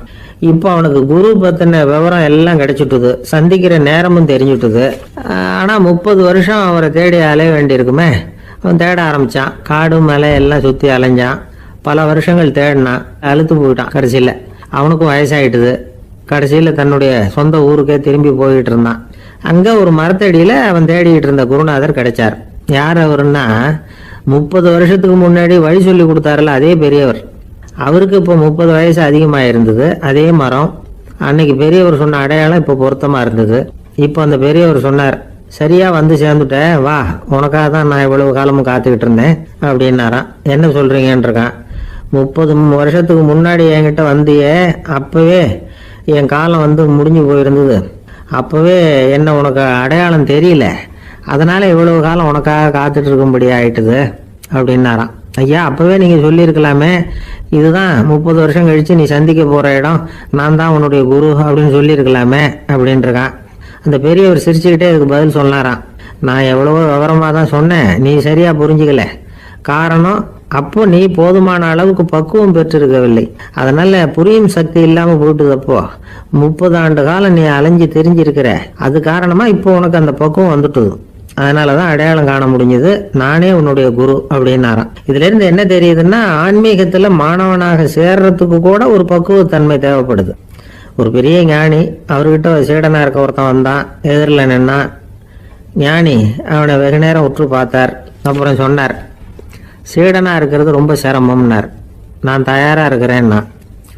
அது இன்னமும் சிரமமாச்சே, இங்க வந்து குருவா இருக்கிறது மட்டுமே சுலபம் அப்படின்னாராம். அப்படின்னா நான் குருவாவே ஆயிடுறேன் அப்படின்னானா. இது போலவே இந்த காலத்துல கதை ஒண்ணு உண்டு. ஒரு பள்ளிக்கூடத்துல வகுப்பு ஆசிரியர் மாணவனை திட்டிக்கிட்டு இருந்தார். டேய், நீ 100க்கு 10 மார்க்கு தான் வாங்கிட்டு இருக்க, இவ்வளவு மோசமா நீ படிச்சா கடைசியில மாடு மேய்க்கிறது கூட லாய்க்கு இல்லாதவனா ஆயிடுவேன், அதுக்கப்புறம் என்ன செய்ய போற அப்படின்னாராம். பையன் தலையை சொரிஞ்சுக்கிட்டே சொன்னானா, சார் அப்படின்னா ஒண்ணு செய்யறேன் அப்படின்னானா. இவர் கேட்டிருக்கார், என்ன செய்ய போறேன்னு. வேற என்ன சார், உங்களை மாதிரி ஒரு ஆசிரியர் ஆயிடுறேன் அப்படின்னானா. துருக்மேனியாவில் அஷ்காபாத் அப்படின்னு ஒரு நகரத்துல ஒரு புவியியல் விஞ்ஞானி இருந்தார். அவரு ஒரு நாய்க்குட்டி வளர்த்தார். ஒரு நாள் முன்னிரவு நேரம் ஒரு மேஜைக்கு முன்னாடி உட்கார்ந்து அந்த விஞ்ஞானி ஏதோ கணக்கு போட்டுக்கிட்டு இருக்கிறார். அவருக்கு ஒரு சின்ன பெண் குழந்தை, அது தொட்டில தூங்கிட்டு இருக்குது. அந்த நாய்க்குட்டியும் ஒரு மூலையில படுத்து அது பாட்டுக்கு தூங்கிட்டு இருந்தது. ஒரே அமைதி. அந்த நேரத்துல திடீர்னு அந்த நாய்க்குட்டி துள்ளி எழுந்திருச்சுது. நேரா குழந்தைகிட்ட ஓடிச்சு. அந்த குழந்தைய அது போட்டிருந்த ட்ரெஸ்ஸோட சேர்த்து கவ்வி தூக்குச்சு. தூக்கிக்கிட்டு வாசல் பக்கம் ஓடிச்சு. நாய்க்குட்டி குழந்தைய கவ்வி தூக்க முடியுமாங்கிற சந்தேகம் உங்களுக்கு இல்லையா? நீங்க நம்ம ஊர் நாய்க்குட்டியவே பார்த்து பழக்கப்பட்டிருக்கீங்க, அதனால நம்புறதுக்கு சிரமமா இருக்கும். அந்த ஊர்ல எல்லாம் அது ரொம்ப ஸ்ட்ராங்கா இருக்கும், ஒரு ஏதோ கண்ணுக்குட்டி மாதிரி இருக்கும். விஞ்ஞானி அதை பார்த்துட்டார். உடனே அந்த நாய்க்கு வெறி பிடிச்சிட்டுதுன்னு முடிவு பண்ணிட்டு தன்னோட கை துப்பாக்கியை எடுத்துக்கிட்டு ஓடி வந்தார். அவர் வெளியில நாய்க்குட்டி எங்க அப்படின்னு பார்த்து தேடுறார். அந்த நேரத்துல அந்த வீடு இடிஞ்சு விழுது. காரணம் பூமி அதிர்ச்சி. இப்படி பூமி அதிர்ச்சி உண்டாக போகுதுங்கிறது அந்த நாய்க்குட்டிக்கு முன்னாடியே தெரிஞ்சு போச்சு. அதுதான் குழந்தைய தூக்கிட்டு வெளியில ஓடி வந்திருக்குது. அது மூலமா அந்த குடும்பத்தையே காப்பாத்தி இருக்குது அந்த நாய்க்குட்டி. இந்த சம்பவம் நடக்கிறதுக்கு 3 நாளைக்கு முன்னாடியே சில பிராணிகளுக்கு இப்படி நடக்க போகுதுங்கிறது தெரிஞ்சிருக்குதான். ஆமா, அந்த நகரத்துல 3 நாளைக்கு முன்னாடியே பாம்பு, பல்லி இதெல்லாம் அது தங்கியிருந்த வலையை விட்டு வெளியில ஓடி வந்துட்டுது. அதே மாதிரி அங்க இருந்த புறாவெல்லாம் பறந்து போயிடுச்சான்.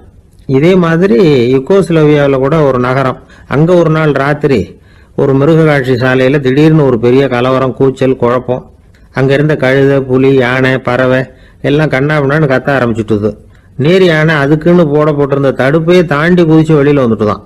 மறுநாள் தான் எல்லாருக்கும் விஷயம் புரிஞ்சுது. அடுத்த நாள் காலையில அங்க பூமி அதிர்ச்சி உண்டாயிட்டுது. இப்ப பாருங்க, அதாவது மனுஷனை போய் தீர்க்க தரிசி அது இதுன்னு சொல்லிட்டு இருக்கிறோம். இவனை விட அது பரவாயில்லைன்னு தோணுது. அதாவது மிருகங்கள் ஒன்று நடக்க போகுதுங்கிறத முன்னாடியே புரிஞ்சுக்குதே. சரி, இதெல்லாம் எப்படி அது முன்கூட்டி புரிஞ்சுக்குது? அதுதான் படைப்பு ரகசியம். அதை கண்டுபிடிக்கிறதுக்கு தான் மனுஷன் ஆராய்ச்சி பண்ணிட்டு இருக்கிறான். விஞ்ஞானிகளோட ஆராய்ச்சியெல்லாம் ஒரு பக்கம் இருக்கட்டும், வீட்டுக்குள்ளேயே சில ஆராய்ச்சி பண்ணி பாருங்களேன். இப்ப சில யோசனை சொல்லி அதை சோதனை பண்ணி பாருங்க அப்படின்னு ஒருத்தர் சொன்னாராம். அதாவது இப்ப மழை வருமா வராதா அப்படின்னு தெரிஞ்சுக்கணுமா, உடனே ஒரு பூனைக்குட்டி பின்னாடியே மெதுவா போய் அது என்ன செய்யுதுன்னு கவனிச்சு பார்க்கணும். பூனைக்குட்டி தன்னோட பாதத்தினால சுகத்துல அப்படி கீறிக்கிட்டு இருக்கும். அப்படி கீறினா கண்டிப்பா மழை வரும். சில சமயம் பூனைக்குட்டி அப்படி மல்லாந்து படுத்துக்கிட்டு பாதத்தை உயர தூக்கும், அப்படியும் புரளும். இப்படி செஞ்சதுன்னா அன்னைக்கும் மழை இருக்காது. அதனால முன்னாடி இருந்தது மழை வர்றதுக்கு அறிகுறி, இது மழை இல்லைங்கிறதுக்கு அறிகுறி. பறவைகள், பிராணிகள் இதுகளோட நடவடிக்கைகளை பார்த்துட்டு அதையெல்லாம் அடிப்படையாக வச்சுதான் காலநிலையை கண்டுபிடிக்கிற கருவிகளை கண்டுபிடிச்சிருக்கிறாங்க. வாத்து இருக்குல்ல, சில சமயம் தன்னோட அழகை தன்னோட இறகுகள்ல அப்படியே புதைச்சிக்கும். அப்படி செஞ்சா குளிர்காலம் வரப்போகுதுன்னு அர்த்தம். பருவநிலை குளிரா மாறப்போகுதுங்கிறதுக்கு இதுதான் அறிகுறி. சிட்டுக்குருவி இருக்குதுல்ல, அதெல்லாம் புழுதியில உழுந்து புரளும், சிறகுகளை படபடன்னு அடிச்சுக்கும். அப்படி செஞ்சா மழை வரப்போகுதுன்னு அர்த்தம். ஒண்ணு மட்டும் நாம நல்லா தெரிஞ்சுக்கணும், இயற்கையின் சீற்றம்னு சொல்றோம் இல்லையா, இயற்கை ஏன் நம்ம மேல கோவப்படுது? இயற்கையை நாம அனுசரிச்சு போறதில்ல, அதனால கோவப்படுது. காடுகளை அழிக்கப்படாது, விலங்குகளை கொல்லப்படாது, இயற்கை ஏற்படுத்தி வச்சிருக்கிற சமநிலையை கெடுக்கப்படாது. அதை புரிஞ்சுக்கிட்டு வாழ்ந்தோம்னா பூமியும் நடுங்காது, நாமளும் நடுங்க வேண்டிய அவசியம் இருக்காது.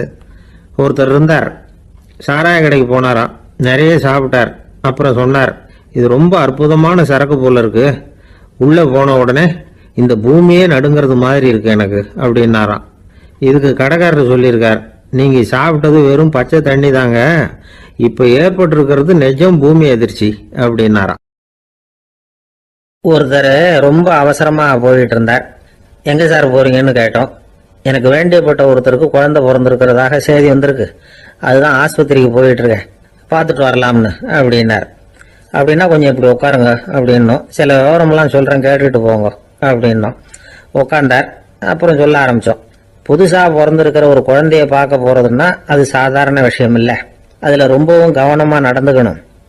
புது குழந்தைக்கு நோய் சுலபமா தொற்றும், முக்கியமா காற்று மூலமா பரவுற நோய்கள் சுலபமா வந்துடும். அதனால நமக்கு உடம்பு சரியில்லைன்னா குழந்தைய விட்டு கொஞ்சம் தள்ளியே இருக்கிறது தான் நல்லது. பெரியவங்களை பொறுத்த வரைக்கும் சாதாரணமா உள்ள ஒரு கிருமி கூட குழந்தைய பொறுத்த வரைக்கும் ரொம்ப மோசமான ஒரு கிருமியா இருக்கும். சில வெளிநாடுகள் எப்படி தெரியுமா, பிறந்த குழந்தை தூங்கிட்டு இருக்கிற ஒரு ரூமுக்கு போகணும்னா போறவங்க முகமூடி போட்டுக்கணும், காலணிகளை மாத்திக்கணும், அவ்வளவு சுத்தமா உள்ள போய் பார்த்துட்டு வரணும். பொதுவா சில ஆஸ்பத்திரிகள்ல பாத்தீங்கன்னா பார்வையாளர்கள் நேரத்துல விசிட்டிங் ஹவர்ஸ் தாயை விட்டு குழந்தைய தனியா பிரிச்சு வச்சிருவாங்க. எதுக்குன்னு நினைக்கிறீங்க? அந்த நேரம் பல பேர் வருவாங்க போவாங்க, அவங்க கை கால் சுத்தமா இருக்காது, சுத்தம் இல்லாத கைகள் மூலமா கிருமிகள் பரவும். சுத்தம் இல்லாத கைன்னா மண்ணு தூசி படிஞ்சிருக்கிற கை மட்டும் தான் அர்த்தம் இல்லை. சாலையில கையை வீசிக்கிட்டு நடந்து வர்றீங்க, குழந்தைய பொறுத்த வரைக்கும் அது கூட சுத்தம் இல்லாத கை தான். தாயை தவிர மற்றவங்க குழந்தைய தூக்காம பாத்துக்கிறது நல்லது. தாய் கூட அளவோட கொஞ்சிறதோட நிறுத்திக்கணும். புதுசா ஒரு குழந்தைய பெற்றிருக்கிற பொண்ணுகிட்ட மற்ற தாய்மார்கள் ஏதாவது சொல்லிக்கிட்டே இருப்பாங்க. குழந்தைய அப்படி வளர்க்கணும் இப்படி வளர்க்கணும் அப்படின்னு ஏதாவது அட்வைஸ் பண்ணிக்கிட்டே இருப்பாங்க. இப்படி ஓவரா அறிவுரை பண்ணுறது அந்த பொண்ணை குழப்பி விட்டுரும்.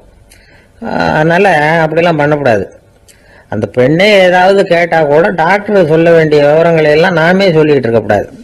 புதுசாக பிறந்திருக்கிற குழந்தைய மட்டும்தான் இப்படி பார்க்கணும்னு இல்லை. ஒரு நோயாளி குழந்தைய பார்க்க போகிறதுனா கூட ரொம்ப எச்சரிக்கையாக தான் நடந்துக்கணும். ஒரு தின்பண்டமோ விளையாட்டு சாமானோ அந்த குழந்தைக்கு நாம் வாங்கிட்டு போகிறதா வச்சுக்குவோம். அதை நேராக கொண்டுகிட்டு போய் அந்த குழந்தைகிட்டே கொடுக்கக்கூடாது. அதோட அப்பா அம்மா கிட்ட ரகசியமாக கொடுக்கலாம். அவங்க முடிவு பண்ணட்டும் குழந்தைகிட்ட அதை கொடுக்கலாமா வேண்டாமாங்கிறத. அவங்களுக்கு தான் தெரியும் அதோட மனசும் உடம்பும். உங்கள் அக்கறையை காட்டுறதா நினச்சிக்கிட்டு குழந்தை வாயில் எதையும் கொண்டுட்டு போய் போடாதீங்க. போகிறப்போ உங்கள் வீட்டு குழந்தையும் அழைச்சிட்டு போகாதீங்க. இது நோயை வாங்கிட்டு வந்துடும், அல்லது புதுசாக ஒரு நோயை அதுகிட்ட கொடுத்துட்டு வந்துடும். என்னதான் உங்களுக்கு பழக்கமான குழந்தையா இருந்தால் கூட அதுக்கு விருப்பம் இல்லைன்னா பேசக்கூடாது. அங்கே போய் அவங்க பள்ளிக்கூடத்தை ஞாபகப்படுத்திட்டு இருக்கக்கூடாது. நோயில் இருக்கிறப்ப ஸ்கூலை பற்றி பேச அது விரும்பாது. ஆஸ்பத்திரியை விட்டு வெளியில் புறப்படுறப்போ குழந்தைகிட்ட சொல்லணும்னு அவசியம் இல்லை. அதோட அப்பா அம்மா கிட்ட சொல்லிவிட்டு புறப்பட்டா போதும். குழந்தை கோபிச்சிக்காது. சமூக சம்பிரதாயத்தை பற்றி அது கவலைப்படுறதில்லை. இப்படி எல்லா விவரமும் நம்ம எதிரில் உட்காந்துருந்தவங்க கிட்ட சொல்லி முடித்தோம். ரொம்ப நன்றி சார் அப்படின்னு சொல்லிவிட்டு அவர் புறப்பட்டார். குழந்தைங்க கொஞ்சம் வளர்கிற வரைக்கும் தான் நாம் எச்சரிக்கையாக இருக்கணும்னு இல்லை, வளர்ந்த பிறகு இன்னும் எச்சரிக்கையாக இருக்கணும். ஒரு பையன் பள்ளிக்கூடத்துலேருந்து திரும்பி வீட்டுக்கு வந்தான். முகம் பூரா நகத்தால கீறி இருந்தது. அப்பா பார்த்து பயந்துட்டார். யாருடா உன்னை இப்படி பண்ணுது அப்படின்னாரு. என் கூட படிக்கிற இன்னொரு பையன். நாளைக்கு உன் கூட பள்ளிக்கூடத்துக்கு வர்றேன், நீ எனக்கு அவனை அடையாளம் காட்ட முடியுமான்னார். அது ரொம்ப சுலபம். நான் பையன் எப்படின்னார் அப்பா. அவன் காதில் ஒன்றை கையோடு எடுத்துகிட்டு வந்திருக்கிறேன், இதோ என் பையில தான் வச்சிருக்கேன் அப்படிங்கிறான் அந்த பையன். ஒருத்தர் ஒரு தவறு செஞ்சு விடுறாருன்னு வச்சுக்கங்க. உடனே நீ செஞ்சது தவறு அப்படின்னு சொல்கிறது ஒரு வகை. அதுக்கு பதிலாக எது சரின்னு அவர் புரிந்து கொள்ள உதவி செய்கிறது இன்னொரு வகை. இந்த ரெண்டாவது வகை இருக்கு பாருங்க, நிர்வாக இயலில் இது ரொம்ப முக்கியம். அலுவலகத்தில் வேலை பார்க்குற ஒருத்தர் முக்கியமாக தெரிஞ்சுக்க வேண்டியது என்ன தெரியுமா? சக ஊழியர்கள்கிட்ட எப்படி பழகணும், மேலதிகாரிகள்கிட்ட எப்படி பழகணும், தனக்கு கீழே வேலை செய்கிறவங்க கிட்ட எப்படி பழகணும், வாடிக்கையாளர்கள்கிட்ட எப்படி பழகணும், இவங்க எல்லார்கிட்டையும் செம்மையான உறவை ஏற்படுத்திக்கிறது எப்படி, இதையெல்லாம் சொல்லிக் கொடுக்குற பாடம் தான் இன்டர் பர்சனல் ஸ்கில், திறமையான உறவு அப்படிங்கிறது. எந்த வேலையில் இருந்தாலும் சரி, இந்த உறவுகளை வளர்க்கும் திறன் உள்ளவங்க சீக்கிரம் முன்னுக்கு வந்துடுறாங்க. மற்றவங்க கிட்ட உறவை பலப்படுத்திக்கிறது எப்படி அப்படின்னு தெரிஞ்சுக்கிட்டோம்னா எந்த ஒரு தடையையும் சுலபமாக தாண்டி செய்கிற தொழிலில் முன்னுக்கு வந்துடலாம். ஹார்வர்டு பல்கலைக்கழகத்தில் ஒரு கணக்கெடுப்பு பண்ணி பார்த்தாங்களாம். பார்க்குற வேலையில் எது மாதிரி குணாதிசயம் உள்ளவங்க வேகமாக முன்னுக்கு வர்றாங்க அப்படின்னு தெரிஞ்சுக்கிறதுக்காக இந்த கணக்கெடுப்பு. வெவ்வேறு துறையில் வேகமாக முன்னுக்கு வந்திருக்கிற பல பேரை சந்தித்து இந்த சர்வேயை நடத்தியிருக்கிறாங்க. அவங்க கண்டுபிடிச்சி சொல்லியிருக்கிற உண்மை என்ன தெரியுமா? ஒருத்தர் ஒரு வேலையில் இருந்தால் அது சம்பந்தப்பட்ட சப்ஜெக்ட் பற்றிய அறிவு 35% இருந்தால் போதுமா. ஆனால் உறவுகளை வளர்க்கக்கூடிய திறன், இன்டர் பர்சனல் ஸ்கில்லு 65% வேணும். இப்படி உள்ளவங்க சீக்கிரம் முன்னுக்கு வந்துடுறாங்களாம். அதனால் ஒருத்தருக்கு வேலை சரியாக புரியலைன்னா கூட விவரமாக மற்றவங்க கிட்ட பழகிறது எப்படின்னு புரிஞ்சால் போதும், அவர் முன்னுக்கு வந்துடலாம். அலுவலகங்களில் மட்டும் இல்லை, எல்லா இடங்கள்லையும் இது ரொம்ப முக்கியம். வீட்டுக்குள்ளேயும் இது ரொம்ப முக்கியம், வீட்டுக்கு வெளியேயும் இது முக்கியம். அடுத்தவங்க கிட்ட பழகிறது எப்படிங்கிறத தெரிஞ்சுக்காதவன் வாழ்க்கையில் முன்னேற முடியாது. இன்னைக்கு ஆயுதங்களால் காயப்படுத்தி கொள்ளுகிறவர்களை விட வார்த்தைகளால் காயப்படுத்தி கொள்ளுகிறவர்கள் தான் அதிகம். பெரியவங்க என்ன சொல்கிறாங்க தெரியுமா? நீங்கள் இந்த பூமியில் பிறந்ததன் அர்த்தம் பூர்த்தி ஆகணும்னா அடுத்தவங்களுக்கு உதவி பண்ணுங்க. அடுத்தவங்களுக்கு உதவி செய்ய முடியாவிட்டால் கூட பரவாயில்லை, ஆனால் யாரையும் புண்படுத்தி விடாதீங்க அப்படின்னு சொல்கிறாங்க. எனக்கு தெரிஞ்ச ஒருத்தர் ஒரு அலுவலகத்தில் வேலை பார்க்குறார். அவர் சொல்லுவார், எனக்கு இந்த இன்டர் பர்சனல் ஸ்கில் ரொம்ப அதிகம் சார். சக ஊழியர்கள்கிட்ட ரொம்ப சுமூகமாக நடந்துக்குவேன். என் கூட வேலை பார்க்குற ஒருத்தருக்கு ஏதாவது ஒரு கஷ்டம்னா அந்த சமயத்தில் அவர் செய்ய வேண்டிய வேலையை நான் செஞ்சிருவேன் சார் அப்படிம்பார். நான் அவர்கிட்ட சமீபத்தில் அப்படி ஏதாவது செஞ்சுருக்கீங்களா அப்படின்னு கேட்டேன். செஞ்சுருக்கேன் சார், போன வாரம் புதன்கிழமை ஆஃபீஸில் என் பக்கத்து சீட்டுக்காரருக்கு வயிற்று வலி. உடனே நான் மெடிக்கல் லீவ் போட்டுட்டு எங்கள் வீட்டுக்கு போயிட்டேன் சார் அப்படின்னார். ஒரு பல்கலைக்கழகம், அங்கே ஒரு இலக்கிய பேராசிரியர், அவர் பாடம் நடத்திக்கிட்டு இருந்தார். ராபர்ட் ப்ரௌனிங் எழுதிய கவிதைகளை பற்றி சொல்லிகிட்டு இருக்கிறார். மாணவர்களும் ரொம்ப அக்கறையாக அதை கேட்டுக்கிட்டு இருக்கிறாங்க. ஒரு குறிப்பிட்ட கவிதையை பற்றி சொல்லும்பொழுது அந்த பேராசிரியருக்கே ஒரு சந்தேகம். அதாவது அந்த கவிதையின் சரியான அர்த்தம் என்னங்கிறதுல சந்தேகம். பேராசிரியர் யோசனை பண்ணார். அந்த கவிதையை முழுசாக புரிஞ்சுக்க முடியல. அதனால மாணவர்களை பார்த்து சொன்னார், மாணவர்களே, ஒரு நாள் பொறுத்துங்க, இந்த கவிதையை எழுதின கவிஞர் எங்கள் வீட்டுக்கு பக்கத்தில் தான் இருக்கிறார். இன்னைக்கு சாயந்தரம் நான் அவரை நேரிலேயே போய் பார்க்குறேன். பார்த்து இதுக்கு என்னங்க அர்த்தம்னு கேட்டுட்டு வந்துடுறேன். அதுக்கப்புறம் உங்ககிட்ட சொல்கிறேன் அப்படின்னாராம். அன்னைக்கு சாயந்தரமே அந்த பேராசிரியர் கவிஞரை தேடிட்டு போயிட்டார். கவிஞர் அவங்க வீட்டில் அவர் பாட்டு உட்காந்துருந்தாராம். இவர் போய் அவர் முன்னாடி உட்காந்தார். அப்புறம் கேட்டார், ஐயா, அந்த கவிதையின் முழு பொருள் என்னன்னு தெரிஞ்சுட்டு போகிறதுக்காக வந்திருக்கிறேன் அப்படின்னாராம். எந்த கவிதை அப்படின்னாராம் அவர். இவர் அந்த கவிதையை சொல்லியிருக்கார். கவிஞர் கொஞ்சம் யோசனை பண்ணிவிட்டு அப்புறம் சொன்னாராம், பேராசிரியரே, நீங்க கொஞ்சம் தாமதமா வந்துட்டீங்கன்னாராம். இவருக்கு ஒன்றும் புரியல. நீங்க என்ன சொல்றீங்க? நான் தாமதமா வந்துட்டேன்னா? நீங்க தான் உயிரோடு இருக்கிறீங்களே, அப்படி இருக்கும்போது நான் தாமதமா வந்துட்டேன்னா அது எப்படி அப்படின்னு இவர் குழம்பி இருக்கிறார். இப்ப கவிஞர் சொன்னாராம், ஐயா, நான் உயிரோடு இருக்கிறேன்னா இல்லையாங்கிறது முக்கியம் இல்லை. நான் அந்த கவிதை வரிகளை எழுதினப்போ 2 பேருக்கு அதோட அர்த்தம் தெரிஞ்சிருந்தது. இப்போ ஒரே ஒருத்தருக்கு தான் அதோட அர்த்தம் தெரியும் அப்படின்னாராம். பேராசிரியர் யோசனை பண்ணியிருக்கார். அப்படின்னா அந்த ஒருத்தர் கவிஞர் ராபர்ட் ப்ரௌனிங்கை தவிர வேற யாரா இருக்க முடியும்? இவர் தான் அப்படிங்கிறத அவர் மனசுல நினைச்சுக்கிட்டார். அதனால சொன்னார், ஐயா, நான் தாமதமா வரல, அந்த கவிதையின் பொருள் என்ன அது சொல்லுங்கன்னார். பேராசிரியரே, நான் சொல்றது உங்களுக்கு புரியலன்னு நினைக்கிறேன். நான் இந்த வரிகளை எழுதினப்போ 2 பேருக்கு அதோட அர்த்தம் தெரிஞ்சிருந்தது. அந்த 2 பேர் யாருன்னா, ஒருத்தர் ராபர்ட் ப்ரௌனிங், அதாவது நான், இன்னொருத்தர் கடவுள். இப்போ அது கடவுளுக்கு மட்டும்தான் தெரியும்.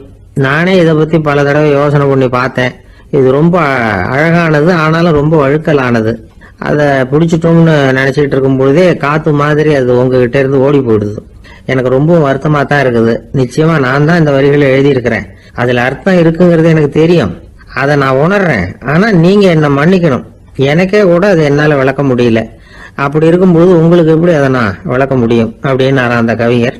அனுபவிக்கப்படக்கூடிய எல்லாமே விளக்கப்படக்கூடிய ஒன்றல்ல, விளக்கப்படும் எல்லாமே அனுபவிக்கப்படக்கூடிய ஒன்றல்ல அப்படிங்கிறது ஞானிகளுடைய கருத்து. அதுக்காக தான் அந்த சம்பவம். வாழ்க்கையில நீங்கள் தொடர்ந்து ஆய்வு செய்து கொண்டே இருக்கக்கூடிய விளக்கங்களை ஒருபோதும் அடைய முடியாத பரிமாணங்கள் இருக்கிறதுனாலதான் அது அலுப்பு தட்டாம இருக்குது. உங்களால நிறைய அனுபவிக்க முடியும். இருந்தாலும் நீங்கள் அனுபவித்து அறிந்த விஷயங்கள் கூட வார்த்தைகளால விளக்கப்பட முடிவதில்லை அப்படிங்கிறது பெரியோர் சிந்தனை. இதெல்லாம் ஒரு பக்கம் இருக்கட்டும். நமக்கு தெரிஞ்ச பேராசிரியர் ஒருத்தர் 1 மணி நேரம் ரொம்ப விவரமா வகுப்பு எடுத்தார். கடைசியா சொன்னார், மாணவர்களே, ரொம்பவும் எளிமையா விளக்கமா எல்லா விவரமும் சொல்லியிருக்கிறேன். அதனால இதுல உங்களுக்கு சந்தேகம் வர்றதுக்கு வாய்ப்பே இல்லை. இருந்தாலும் கேட்க வேண்டிய கடமை கேட்கிறேன். இது வரைக்கும் நடத்தினதுல யாருக்காவது ஏதாவது சந்தேகம் உண்டா அப்படின்னு கேட்டாராம். எனக்கு ஒரே ஒரு சந்தேகம் தான் சார் அப்படின்னு எழுந்திரிச்சு நிக்கிறான் ஒருத்தன். என்னன்னு கேட்டாராம். இது வரைக்கும் நீங்க என்ன பாடம் சார் நடத்துனீங்க அப்படின்னானா அவன். ஒரு ஊர்ல ஒரு துறவி இருந்தார், புத்த சமய துறவி. அந்த ஊர் மன்னன் அவரை பத்தி கேள்விப்பட்டிருக்கான். ஒரு நாள் புறப்பட்டு போனா, துறவியின் பாதங்களை தொட்டு வணங்கினான். அதுக்கப்புறம் சொன்னான், ஐயா, நான் உங்களை அரண்மனைக்கு அழைச்சிட்டு போறதுக்காக வந்திருக்கிறேன். இனிமே நீங்க இங்க எதுக்கு இருக்கணும் அப்படின்னானா. அவன் மனசுக்குள்ள என்ன நினைப்புன்னா, இவர் எங்க வர போறாரு, நான் ரொம்ப எளிமையானவன், எனக்கு எதுக்கு அரண்மனை வாசம்னு சொல்லி விடுவார் அப்படின்னு நினைச்சிருக்கான். ஆனா அந்த துறவி என்ன பண்ணாரு தெரியுமா? அப்படியா, சரி போகலாம், வா, போய் உன் ரதத்தை கொண்டுட்டு வா, அரண்மனைக்கு போகும்போது அதுக்கு தகுந்த மாதிரி ஆடம்பரமா போகணும் அப்படின்னு விட்டாரான். துறவி இப்படி சொன்னதும் அந்த மன்னனுக்கு மனசுக்குள்ள சந்தேகம் வந்துட்டுது. இவர் உண்மையிலேயே துறவி தானா, ஏமாத்து பேர் வழி மாதிரி தெரியுதே அப்படின்னு நினைச்சிருக்கான். இருந்தாலும் இனிமே என்ன பண்றது, சொல்லியாச்சு. ரதத்தை கொண்டுகிட்டு வந்தான். துறவி ஏறி உட்காந்தார். பக்கத்துல ராஜா. அவர் ரொம்ப உற்சாகமா வரார். இவன் ரொம்ப சோர்ந்து போய் வரான். துறவி மரத்தடியிலேயே வாழ்ந்து பழக்கப்பட்டவர்.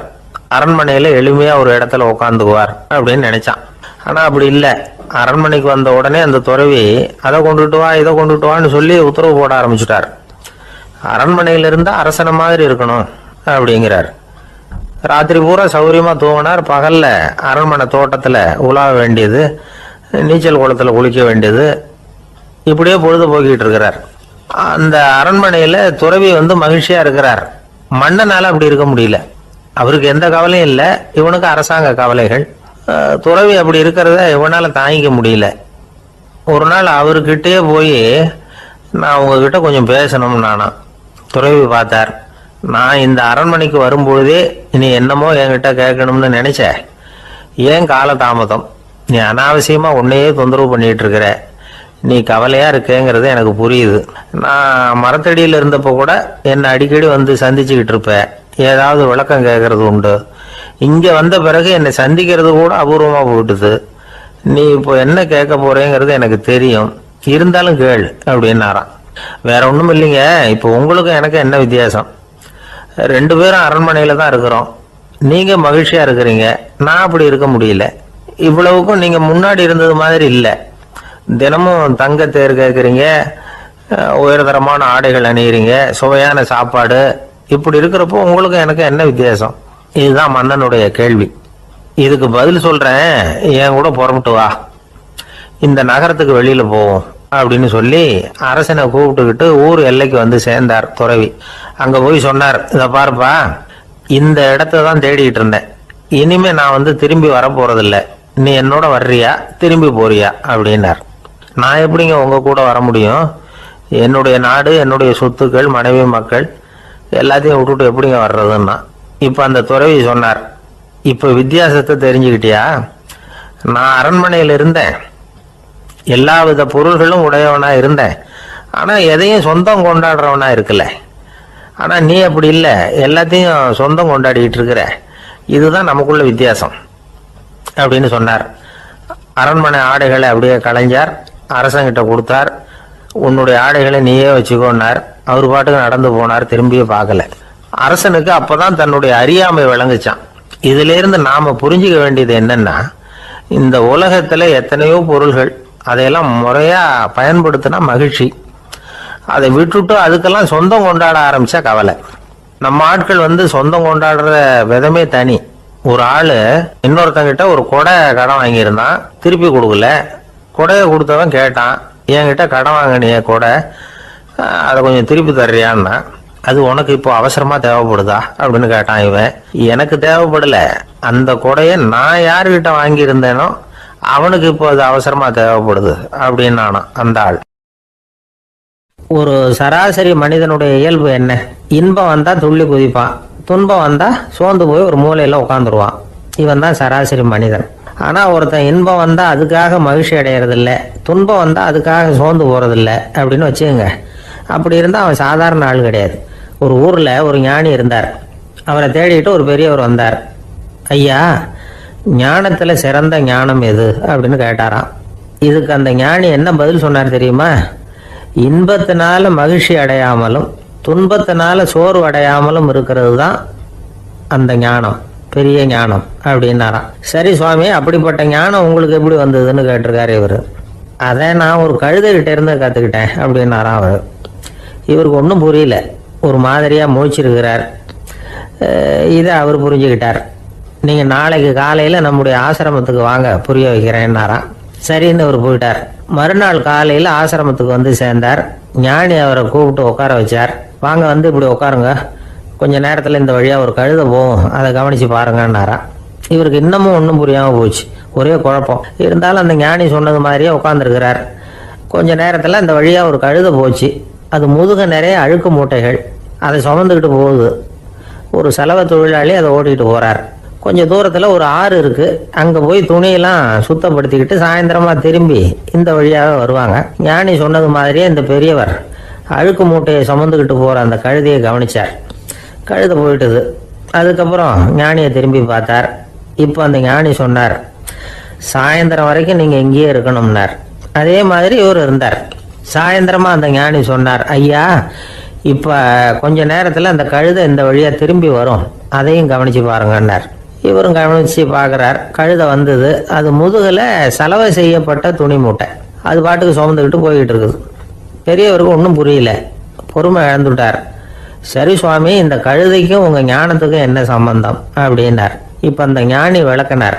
ஐயா, இந்த கழுதை இதே மாதிரி தினமும் காலையில் அழுக்கு மூட்டைகளை சுமந்துக்கிட்டு ஆற்றுக்கு போகுது, மாலையில் வெண்மையான சுத்தமான துணிகளை சுமந்துக்கிட்டு திரும்பி ஊருக்கு போகுது.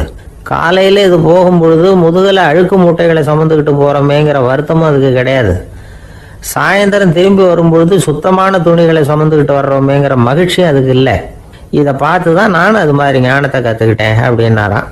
அதனால் யார் கற்றுக் கொடுக்குறாங்க அப்படிங்கிறத விட எதை கற்றுக்கிறோம் அப்படிங்கிறது தான் முக்கியம். ஒரு சினிமா பார்க்குறோம், ஒரு அருவி கொட்டுறது மாதிரி காட்சி வருது, தண்ணீர் வழியுது. படம் முடிஞ்சதும் பார்த்தீங்கன்னா அந்த திரை என்ன நனைஞ்சு போயா இருக்கும். ஒரு தீப்பிடிச்சு எரியிற காட்சியே சினிமாவில் பார்க்குறீங்க, காட்சி முடிஞ்சதும் அந்த வெண் திரையே கருகி போயா இருக்கும். படத்தில் வர்ற தண்ணீரும் நெருப்பும் அந்த திரையை பாதிக்கிறது இல்லை. நாம் அந்த திரை மாதிரி இருக்கிறதுக்கு கற்றுக்கணுமா. அந்த பக்குவம் வந்துவிட்டதுன்னா இன்பமும் துன்பமும் நம்ம எதுவும் செய்யாது. ஒரு சினிமாவை பார்க்குற வரைக்கும் சிரிக்கலாம், அழலாம். பார்த்துட்டு வெளியில் வரும்பொழுது அழுதுகிட்டே வரக்கூடாது. ஒருத்தர் வந்தார், அப்படி படம் முடிஞ்சு வெளியில் வரும்பொழுது அருவி மாதிரி கண்ணீர் சிந்திக்கிட்டே வரார். ஏன் சார் படம் அவ்வளவு சோகமா அப்படின்னு கேட்டார் இன்னொருத்தர்.